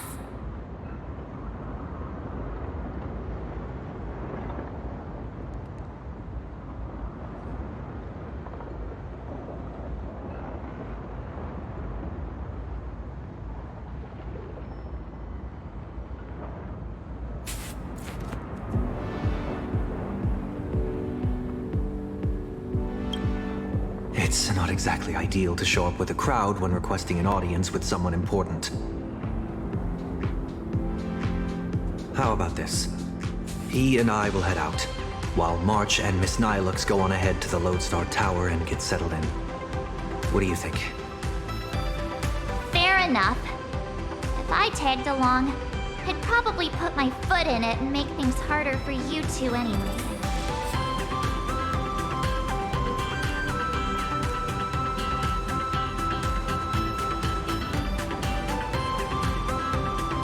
We can't delay any longer. Let's split up and get moving. Oh, right. This is my first time teaming up with you. Huh, Sonny? Missing Don Hung already? Don't worry. I'll try not to hold you back.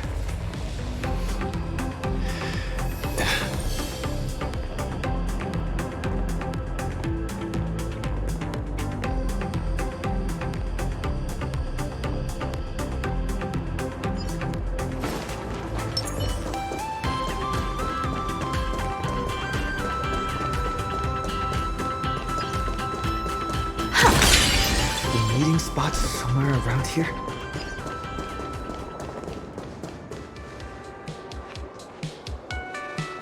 Wait.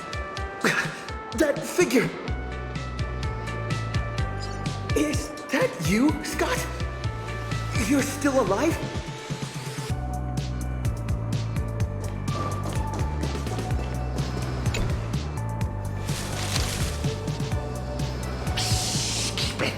For crying out loud!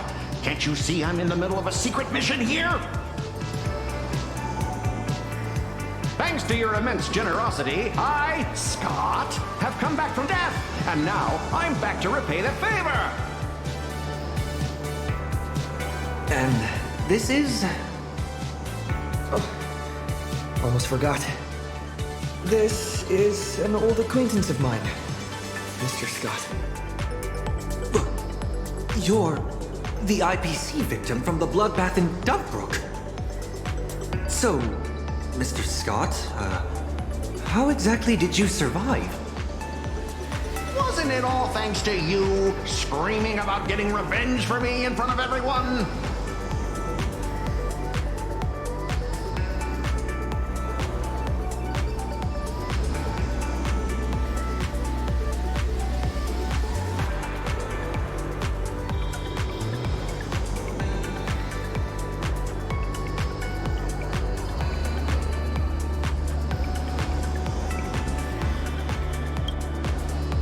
Please, would I ever lie to you? Shall we run it back on the VCR?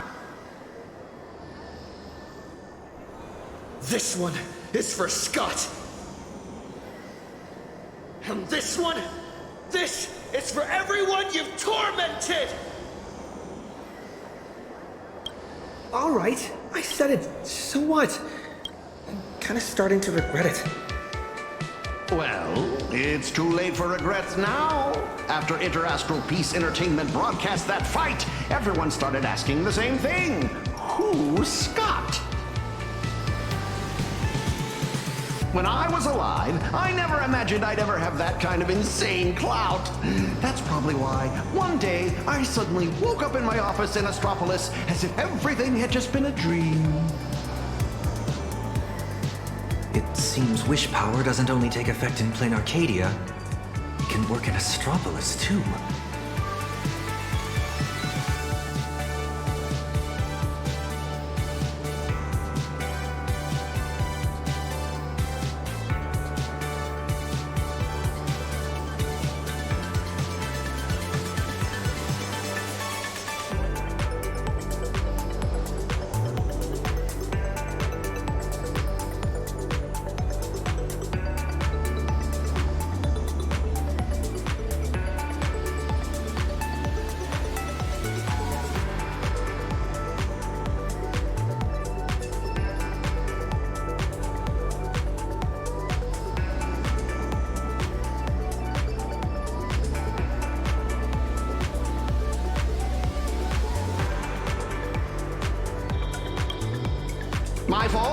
I've been rambling on about everything except what actually matters. But how lucky am I? I just got back from hell, and already I have a chance to repay your kindness. Madam Jade asked me to share what I know about Arita with the two of you. So, Mr. Scott, you know of Arita's whereabouts? Of course! The many secrets of Astropolis are practically pinned on a public bulletin board for a wallflower like me, someone who can slip through walls and go completely unnoticed. I sneaked a peek at Arita's secretary's shredder and pieced together his itinerary. Mr. Arita will be dining at this upside-down restaurant today.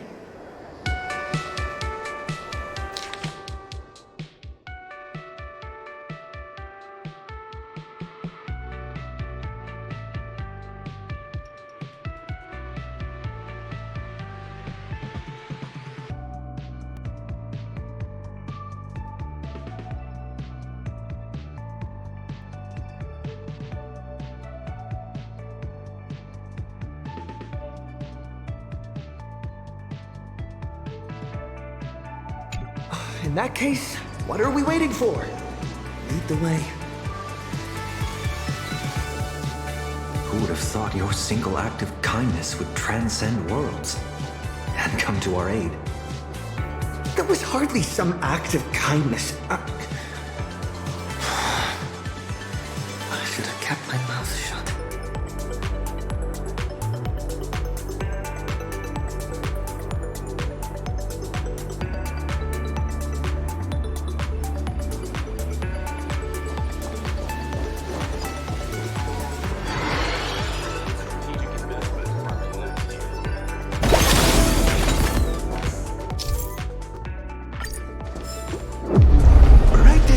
If you will.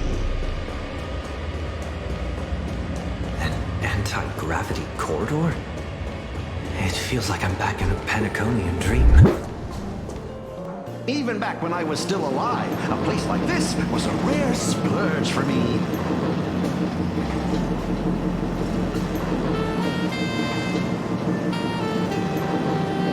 A restaurant that truly lives up to its name. The view here is quite spectacular.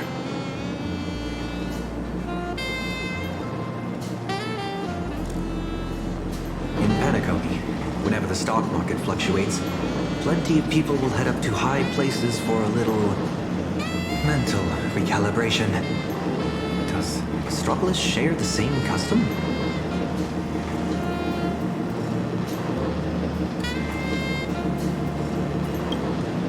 A bigwig like him is definitely dining in some secluded private room, probably surrounded by bodyguards too. Let me go scout ahead for you. Wait here.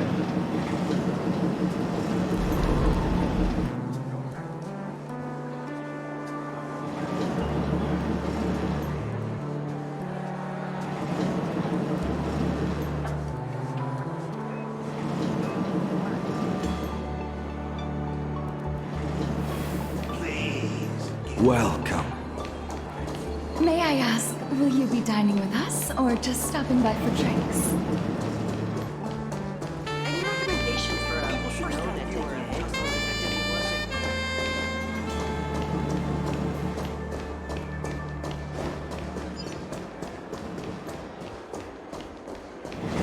Please, give me a lead role. I really want to be famous. AI assistance. Betray my squad. Wait a minute. Is that Asta? Oh my, is that you? What a pleasant surprise.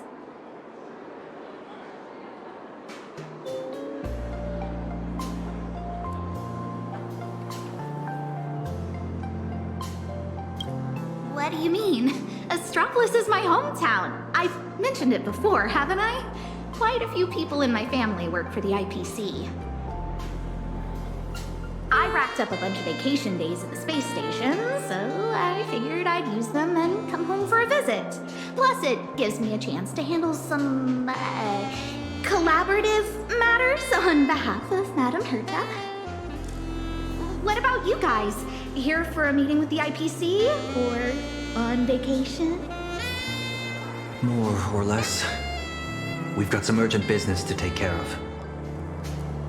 Then I won't keep you any longer. But if you need anything at all, like booking a table, arranging a visit to the Cloud Peak level of Lodestar Tower, anything like that, just let me know. After all, sometimes connections get you further than regulations on IPC turf. Good luck out there!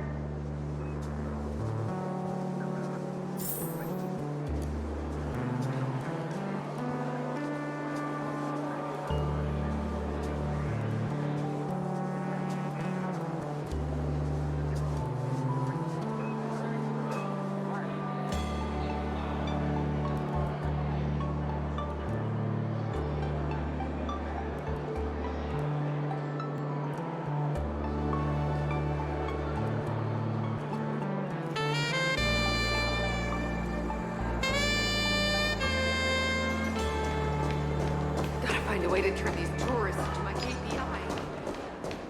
Young people should know that taking... Any recommendations for a first-time reader? Please, give me a lead. That, we're the only department without AI. Would you like to try some Xianzhou delicacies?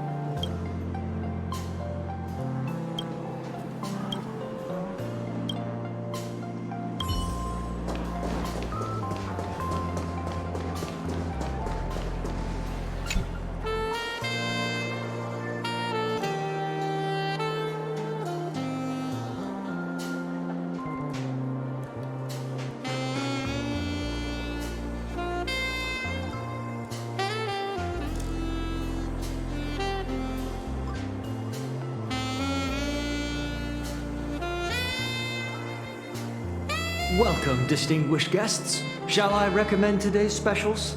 We have emerald mushrooms, flown in fresh from Von Walk, and the giant prime tomahawk steak.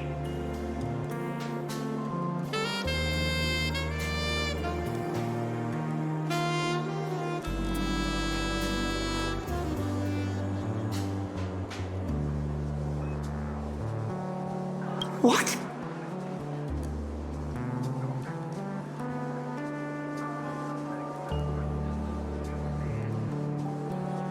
We're waiting for someone.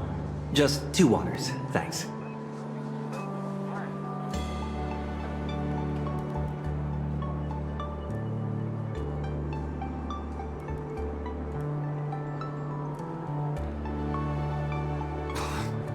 Where'd Scott run off to? What's taking so long? Let's go check on him.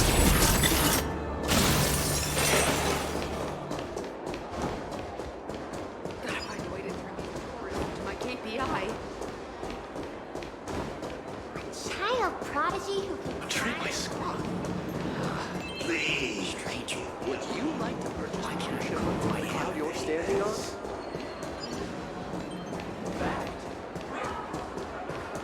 Enjoying a meal during victory prodigy who inspired in 5 seconds. Strange.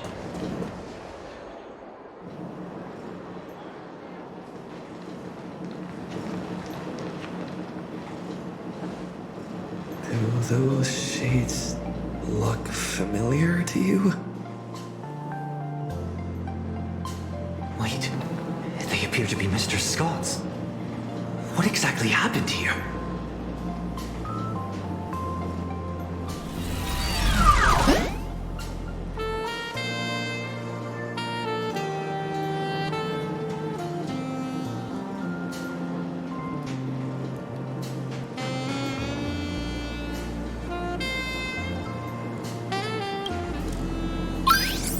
Mr. Taravan has concluded his meal. Items consumed during his dining session: 100 portions of prime tomahawk steak, 30 blocks of dragon scale cheese, 10 servings of emerald mushroom salad, assorted Ushaka blue spotted sashimi, and gold flake wine. Taravan? That's quite the appetite. And you are? I am Mr. Taravan's personal dietary management robot. My duties include monitoring his blood pressure before and after meals, and ensuring he takes his high-potency digestive enzymes and gout medication. My regards to you both. All for the Amber Lord, and that eternally bottomless dinner table. Wash your hands before you eat. Rinse your mouth after the treat. Good health makes for a happy life. Yo ho, yo ho. So, this isn't some private room for Mr. Arita at all. You guessed correctly, Penaconian exile. Please don't blame your poor ghost friend. His idea of stealth isn't nearly as impressive as he thinks, and neither is his brain. With just a little bit of misdirection, he dutifully led you straight here to me. Of course, I wouldn't be so bold as to let you disturb Mr. Taravan's meal without permission. Allow me to introduce myself. I'm Kenneth Arita of the Traditional Project Department. Traditional Project Department? Arita?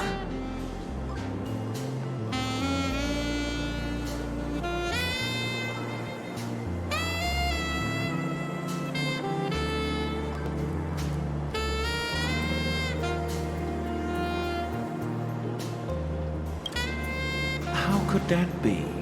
I'm merely an adopted son, fortunate enough to bear the old gentleman's family name. If you think of all of Astropolis as one big sprawling family, then I'd be the butler of the household. And a butler's job is to know everything that goes on within the estate, down to the smallest detail, and to ensure no pests ever find their way inside to threaten the family's interests. I heard that the Astral Express had arrived in Astropolis, 3 nameless bringing a flock of refugees to beg for aid. Curiosity got the better of me, so I decided to come and take a look. And the result turns out to be disappointing. I'm sorry. There must have been some misunderstanding between us. Mr. Kenneth, we have an extremely urgent matter and would like to request an audience with Mr. Arita. Mr. Arita has already made his position clear to everyone. No lobbyists. The lady from the Strategic Investment Department behind your visit should know that all too well. My father taught me that at the heart of every deal lies one thing: respect. But that lady showed no regard for Mr. Arita's wishes, sending bumbling spies and reckless lobbyists. Her actions were utterly devoid of respect.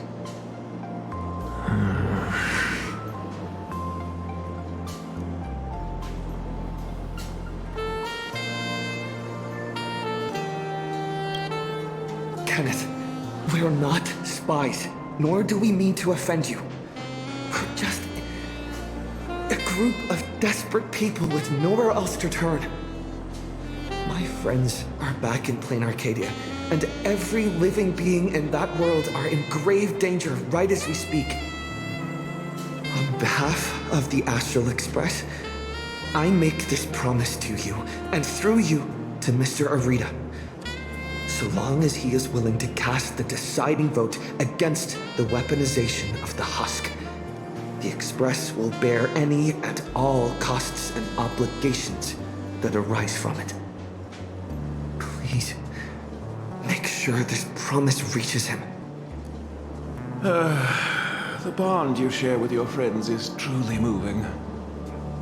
However, I'm afraid I can't do that. As for this spy right here, I can get him back to you.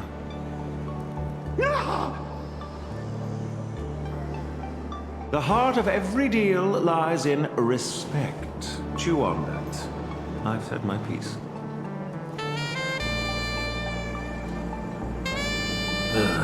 Taravan, that bloated pig. Weaponizing the voracity. Why not just weaponize himself instead? Save everyone the trouble. So, what do we do now?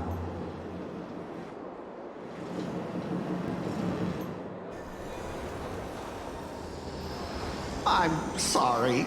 I messed everything up again.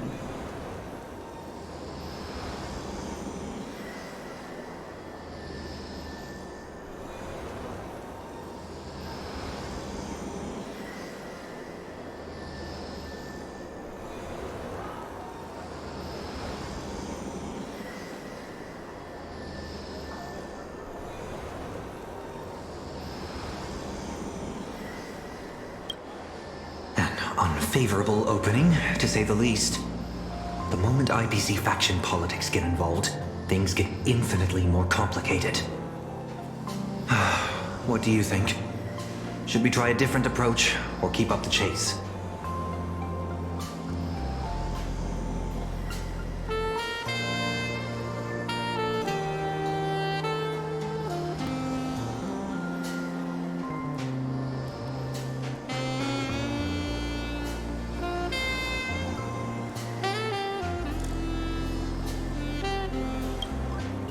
You mean what he said to us before he left?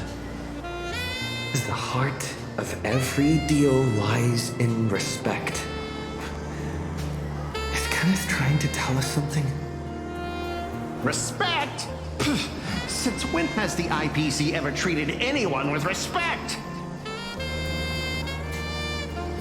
Setting everything else aside, my higher-ups are each more ruthless than a wolf, which is very much in line with my family motto, no friends, only prey. Who knows? Maybe we're even distant relatives? A wily old fox like Arita, does he even know what respect means? The only way he'd ever bow is if Louis Fleming crawled out of his coffin, I'd say.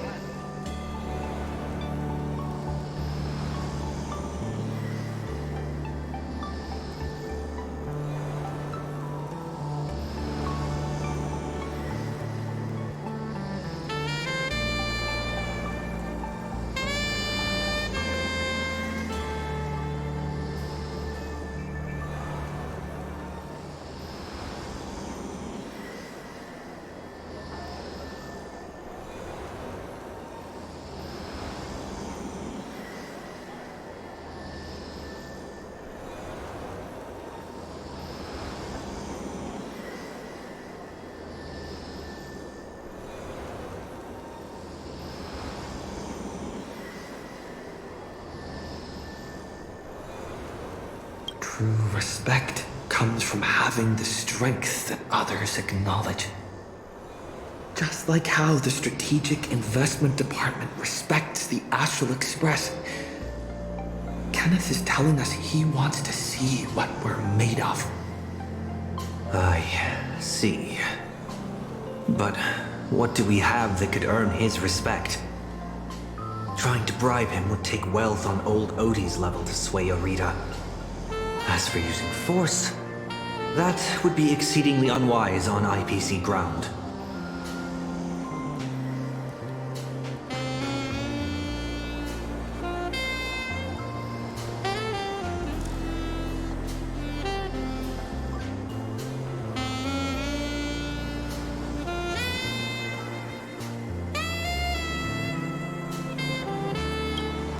As far as the city is concerned, the awakening of the Husk is still a piece of information known only to the IPC's upper echelons. But Astropolis isn't home to IPC executives alone. It's also teeming with envoys, magnates, and officials from member worlds across the pan-cosmic trade system. Exactly. The crisis Planarcadia is facing right now is going to seriously shake their confidence in the IPC. What's that old saying? When one limb suffers, the whole body feels the pain. So, once we release this information to the public, the IPC's stock price is going to be thrown into turmoil. We don't necessarily have to convince Arita.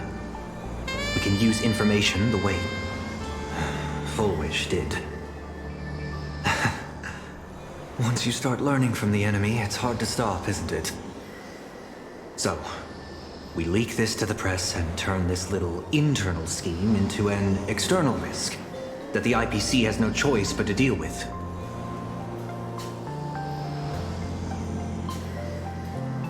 I can reach out to Albert and feed him a bombshell for his keeping up with Starrail. Husk! Stock fluctuations? I have no idea what you're talking about.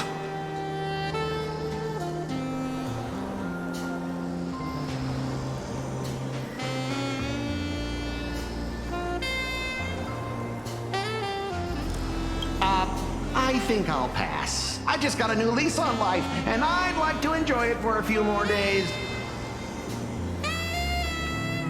Anyway, I gotta run!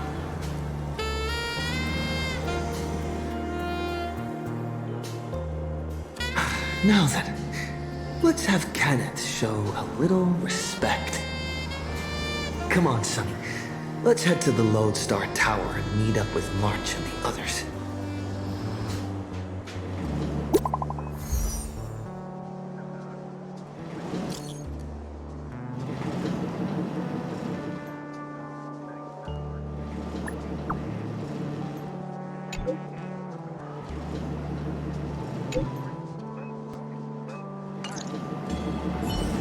March 7th? Disturbing the peace?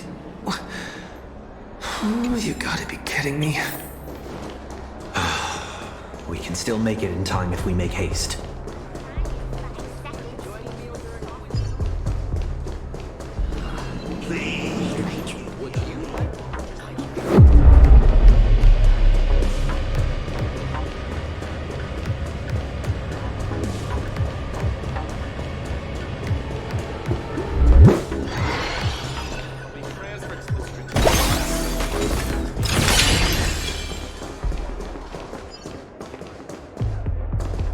It's just one thing after another. Is Kenneth creating obstructions for us? No way. He left us a hint? So, the marketing development department is behind this? I see them. They're right there. Why are there security forces here? Disturbing the peace? Is this a mistake?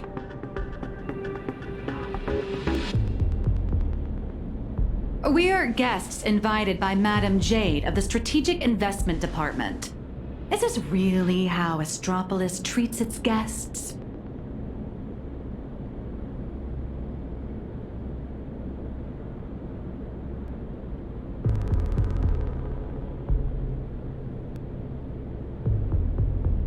Your entry permits are verified and valid. However, the laws of Astropolis are jointly upheld by the 7 major departments. No exemptions are granted based on the invitation of a single senior executive.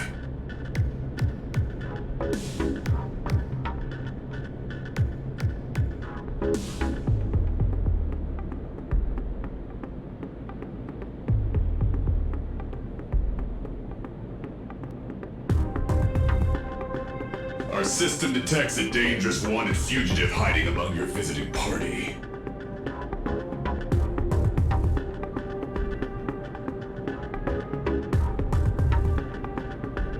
Is this some kind of interastral joke? The Nameless of the Astral Express are heroes who saved many worlds.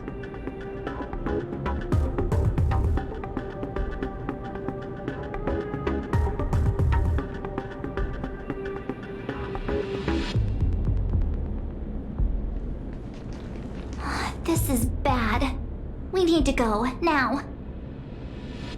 Target identified. Sunday, former head of Penacony's Oak family. Currently a high-priority wanted criminal of the family. Charges include severe endangerment of cosmic order and security.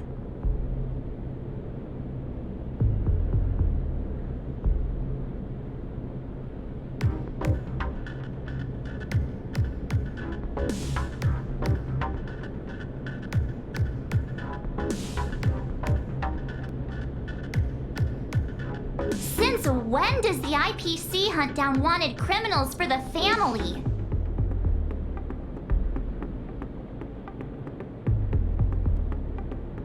In accordance with the Pan-Galactic Civilization's Judicial Mutual Assistance and Emergency Extradition Treaty, IPC security forces are authorized to subject dangerous fugitives to preventative detention to ensure segmentum stability and fulfill treaty obligations.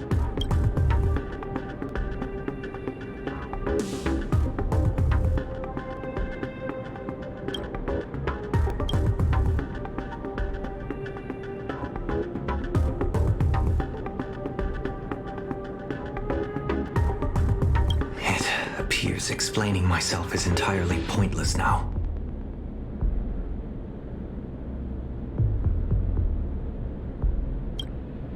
You have selected the most unwise course of action. Violent obstruction of the law. Warning. Disarm immediately. Non-compliance will prevent us from guaranteeing your right to life. That's the stuff. Clashing with the local authorities every 3 stops of the way. How familiar.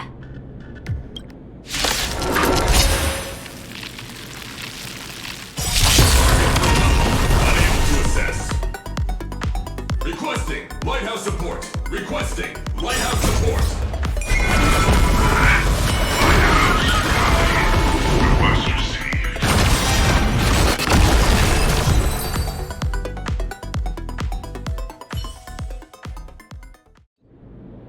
Lighthouse! Execute the arrest directive immediately!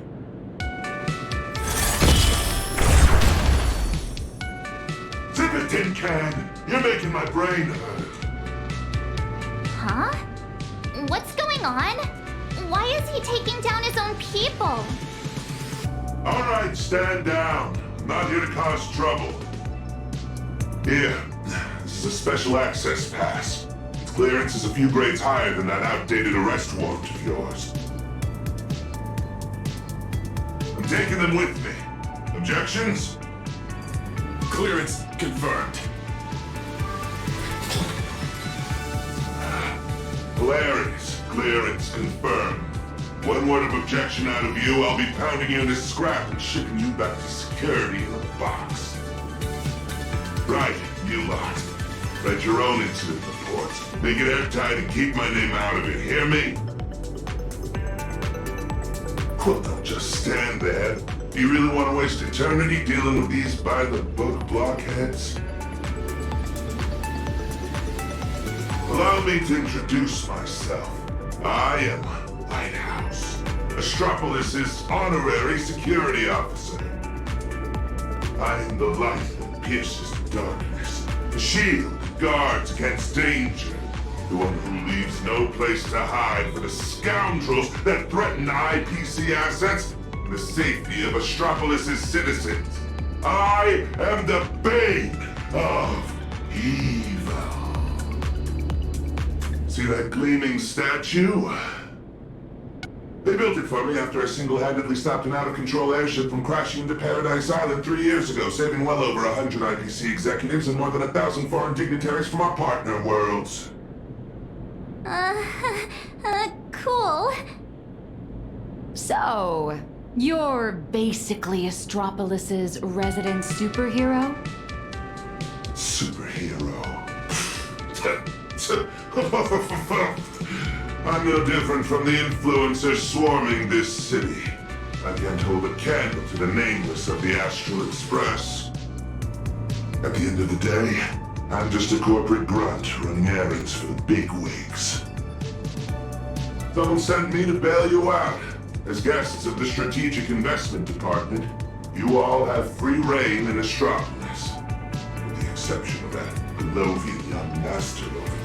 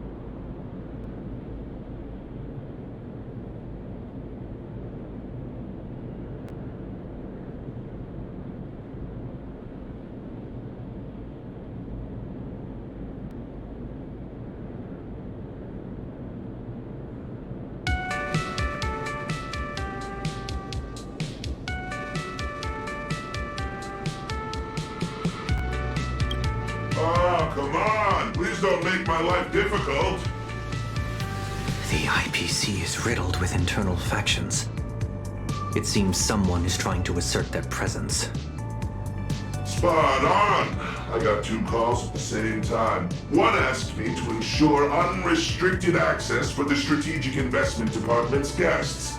And the other asked me to apprehend the high-risk wanted felon. I thought to myself, isn't this just picking on the little guy? Am I supposed to fish the sugar out of their instant coffee too? But hey, that's just how corporate life is. So, tell me, big hero, exactly which 2 heavyweights are duking it out up there? On IPC turf, some questions are better left unasked. Because the real question isn't who done it, but rather, who wants you to know? And I obviously haven't received the directive to tell you. To think my past mistakes would catch up with me right here, right now. You two, I'm very sorry. Imposing my presence here will only burden you. So be it. No need to worry, Mr. Lighthouse. I will leave Astropolis. Immediately. Where could you go at a time like this? I'll return to the Express and warp to low orbit above Planarcadia. There I can use the Express as a comms relay. We need first-hand intel from there.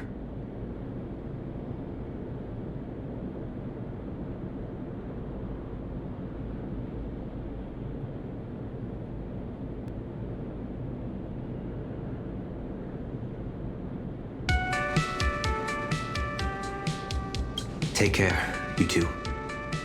I'll do my part, and you do your best too. Phew! Finally got His Highness out of my hair. My performance review is safe. I'll call that a win. Honestly, I never want to set foot in this dump ever again. It's truly my greatest honor that you nameless are so willing to cooperate. By the way, I hear you're heading to the Lodestar Tower. Please, allow me to escort you the rest of the way. I guarantee no one else will come looking for trouble. Escort. Or surveil. In Astropolis, surveillance is a public service. Me, I'm just the optional companion package with a more personal touch.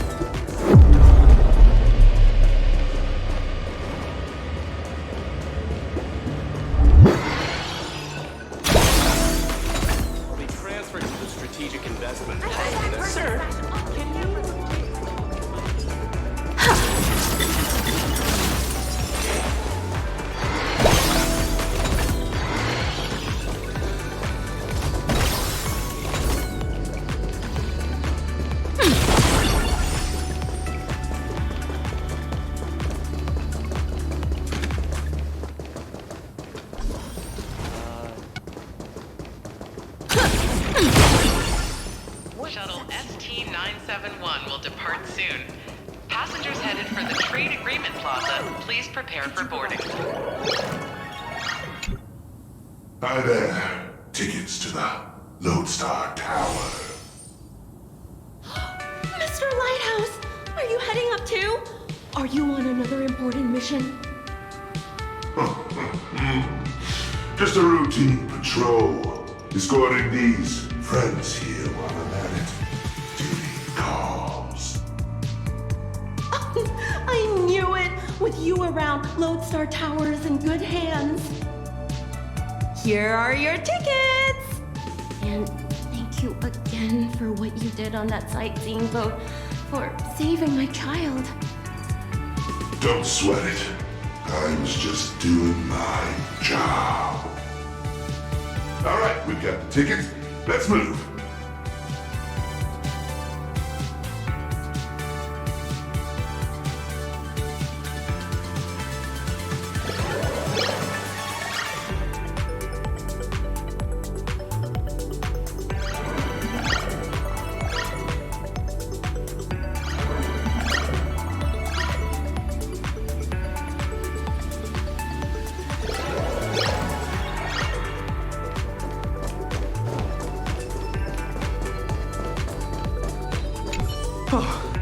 Good thing I caught the last shuttle before the lockdown hit.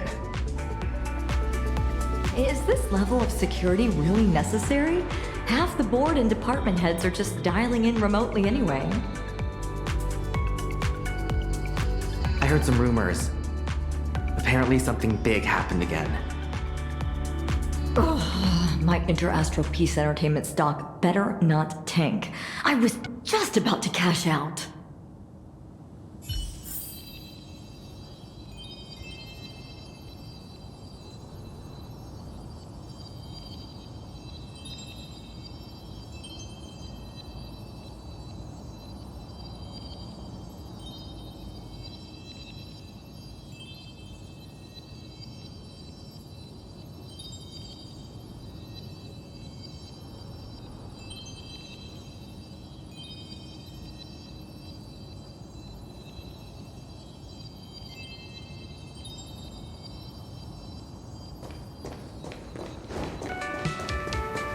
I was looking into it, and apparently, back where We Imagine originated, there's an actual Fake-Kind Protection Act to safeguard our rights.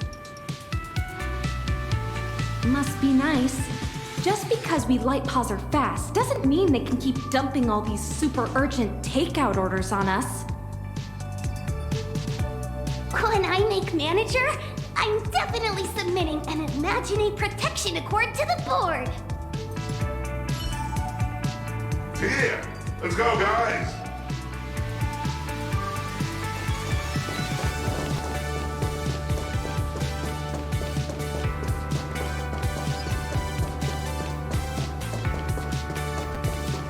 All right, everyone, grab a spot and hold on tight. This little hover saucer is gonna coast along the tow track for a bit before taking us into the Lodestar Tower. Skylight's open. Nice view, eh? Even the most spectacular views get old when you have to stare at them every single day.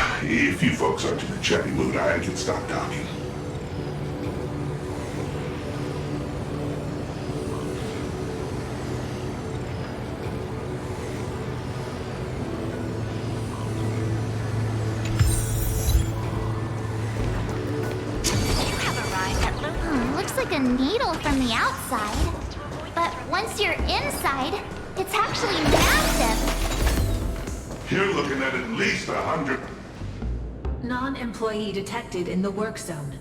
Please cease movement and submit to scanning. Identity confirmed. Security officer, Lighthouse. Invited guests, nameless, March 7th, and unidentified unemployed individual. Who are you calling unemployed? I'm an independent comic artist currently dodging deadlines. Suspicious target. Requesting security forces. Again? Is there seriously no end to the IPC's red tape? Special access permit. Authorization code 54266. Authorization confirmed. Welcome to Lodestar Tower. Please abide by the IPC Code of Conduct. All right, my mission ends here. What was it you guys were planning to do next? Madame Jade said she set up an office for us.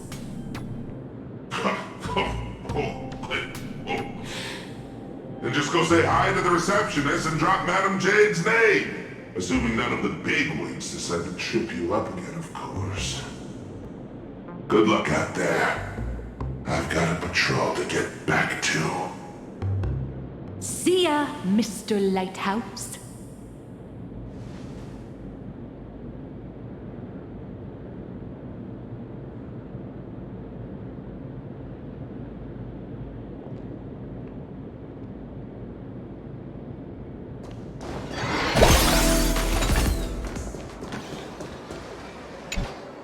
For malfunction reports, please proceed to Zone D. For visitor pre-registration, please submit the online form and expect a processing time of at least 3 business days. For lost items, please contact security at extension 114. Hi there! We're guests of Madame Jade from the Strategic Investment Department. She said an office was reserved for us. Understood. One moment, please. Guests of Madame Jade. Here it is. Zone G892, temporary office. Access code... According to the system, access to that office was temporarily locked by the Marketing Development Department for emergency debugging just moments ago. Lifting the lock requires authorization from a department head or higher. I'm afraid coordinating this might take some time.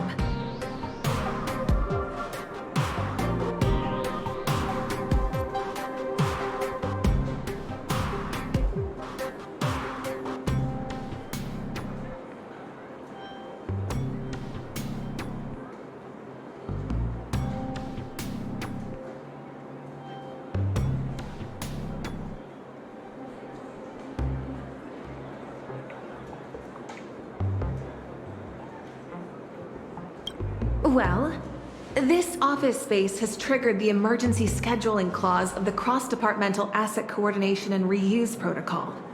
It's currently in an agile resource pre-allocation state, initiated by the Marketing Development Department. I understand every word you said, but when you put them together, I'm so lost. That's the IPC for you. A textbook example of petty office politics. But this is just ridiculous. A petty turf war over an office is going to indirectly destroy the future of an entire world. Looks like we'll just have to ask Jade to assign us another. We're out of time. We went through a lot to get here, and I'm not letting them stop us now. Let's try this instead. Employee ID IPC MDD GL3 1545. Name Beatrice Melanine. Affiliated with the Marketing Development Department, Cosmic Big Lotto Division, Level 3 Project Consultant. My access permissions should still be dormant. I'd like to activate them. Beatrice Melanine? Oh, wait, are you the Big Lotto girl? That's goddess to you, the Lotto goddess. Listen up, Rookie. Citing Article 7 of the Emergency Internal Resource Allocation Regulations, during periods of cross-departmental collaboration, employees of Level 3 or higher from the originating department may apply to elevate their temporary venue coordination priority to the maximum. Now, type it in and give it another try. Clause verified. Temporary system authorization granted. Force unlocking access to Office B703. Please wait. All set. Here is your temporary access pass, valid for 24 system hours. Welcome back, Miss Melanine? 24 system hours! Whew, more than enough. What are you all standing around for? Let's go. What just happened? Are you really Beatrice Melanine? No way! It's just one of the many gigs I've worked. Hardly worth mentioning. But... I know you have a lot of questions, but the hallway isn't exactly the best place to chat, is it? This way! B703, right? Back at my old stomping grounds. I know this place like the back of my hand.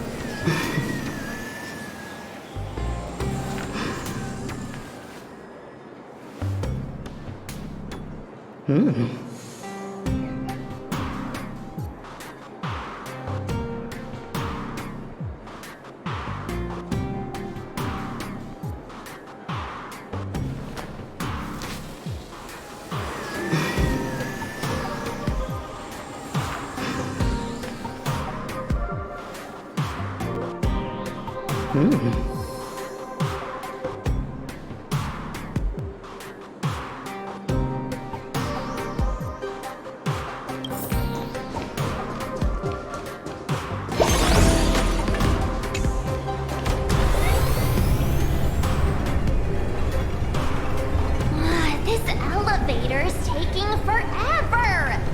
How many floors does this place even have? The Lodestar Tower tops out at 6,622 floors. I'll never understand why they built it so ridiculously high. B703! This should be it! Oh, come on! It's literally just a sad little storage closet. Finally, a place to catch our breath. So, you two, should we kick things off with a pre-battle briefing? Or would you rather get those burning questions off your chests?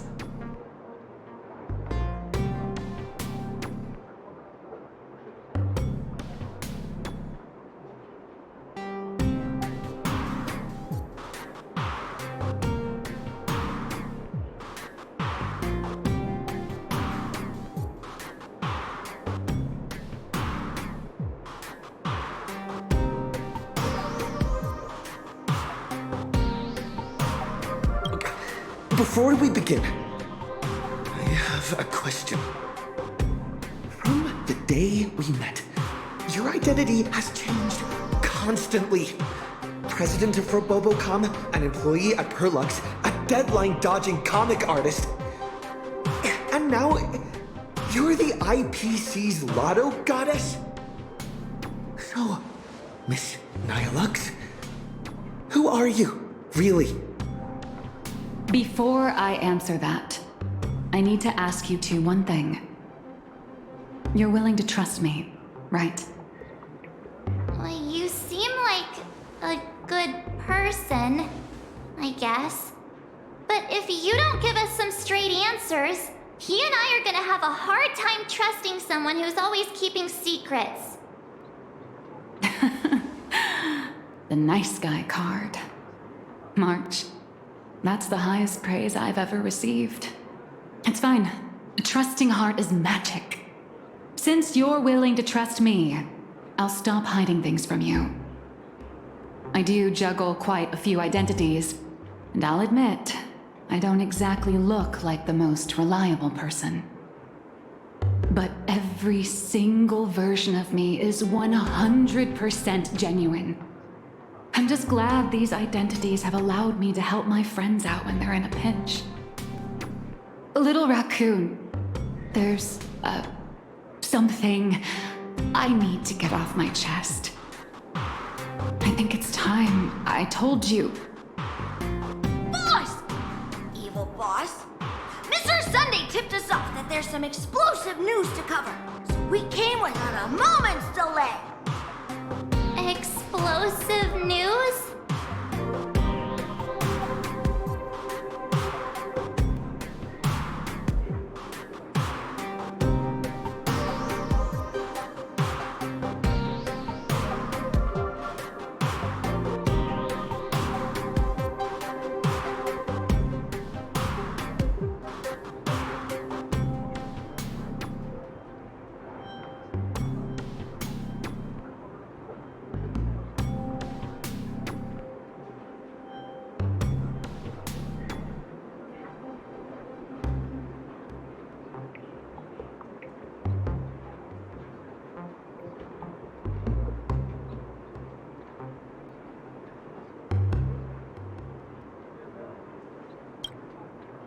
Sunday and I have an idea on how to get an audience with Arita.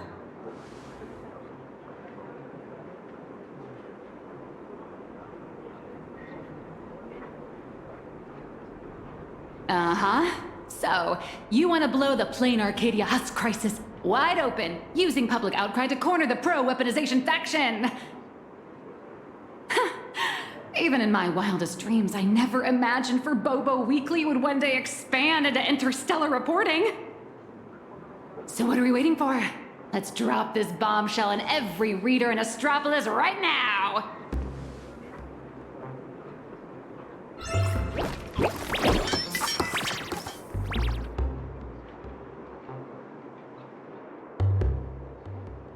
This is the exclusive of all exclusives!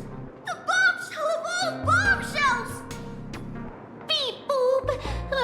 Are we really gonna publish something like, IPC higher-ups want to turn a planet into a weapon? What if Furbos get stuffed into a courier box tomorrow and tossed into a black hole?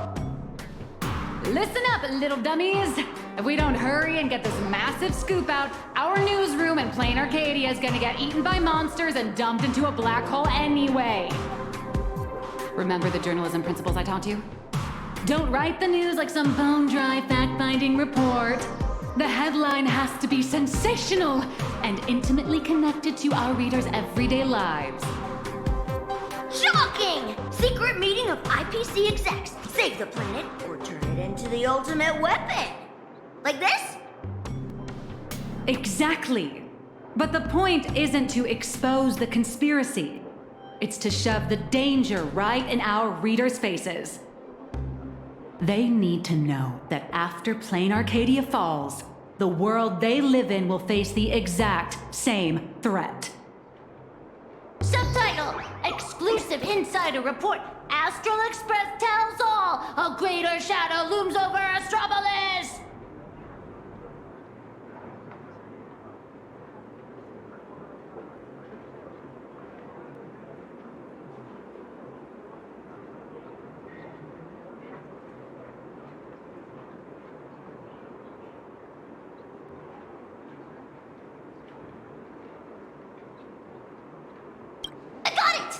We can also add a poll question to the article like, do you support in-campus rescue or weapon modification?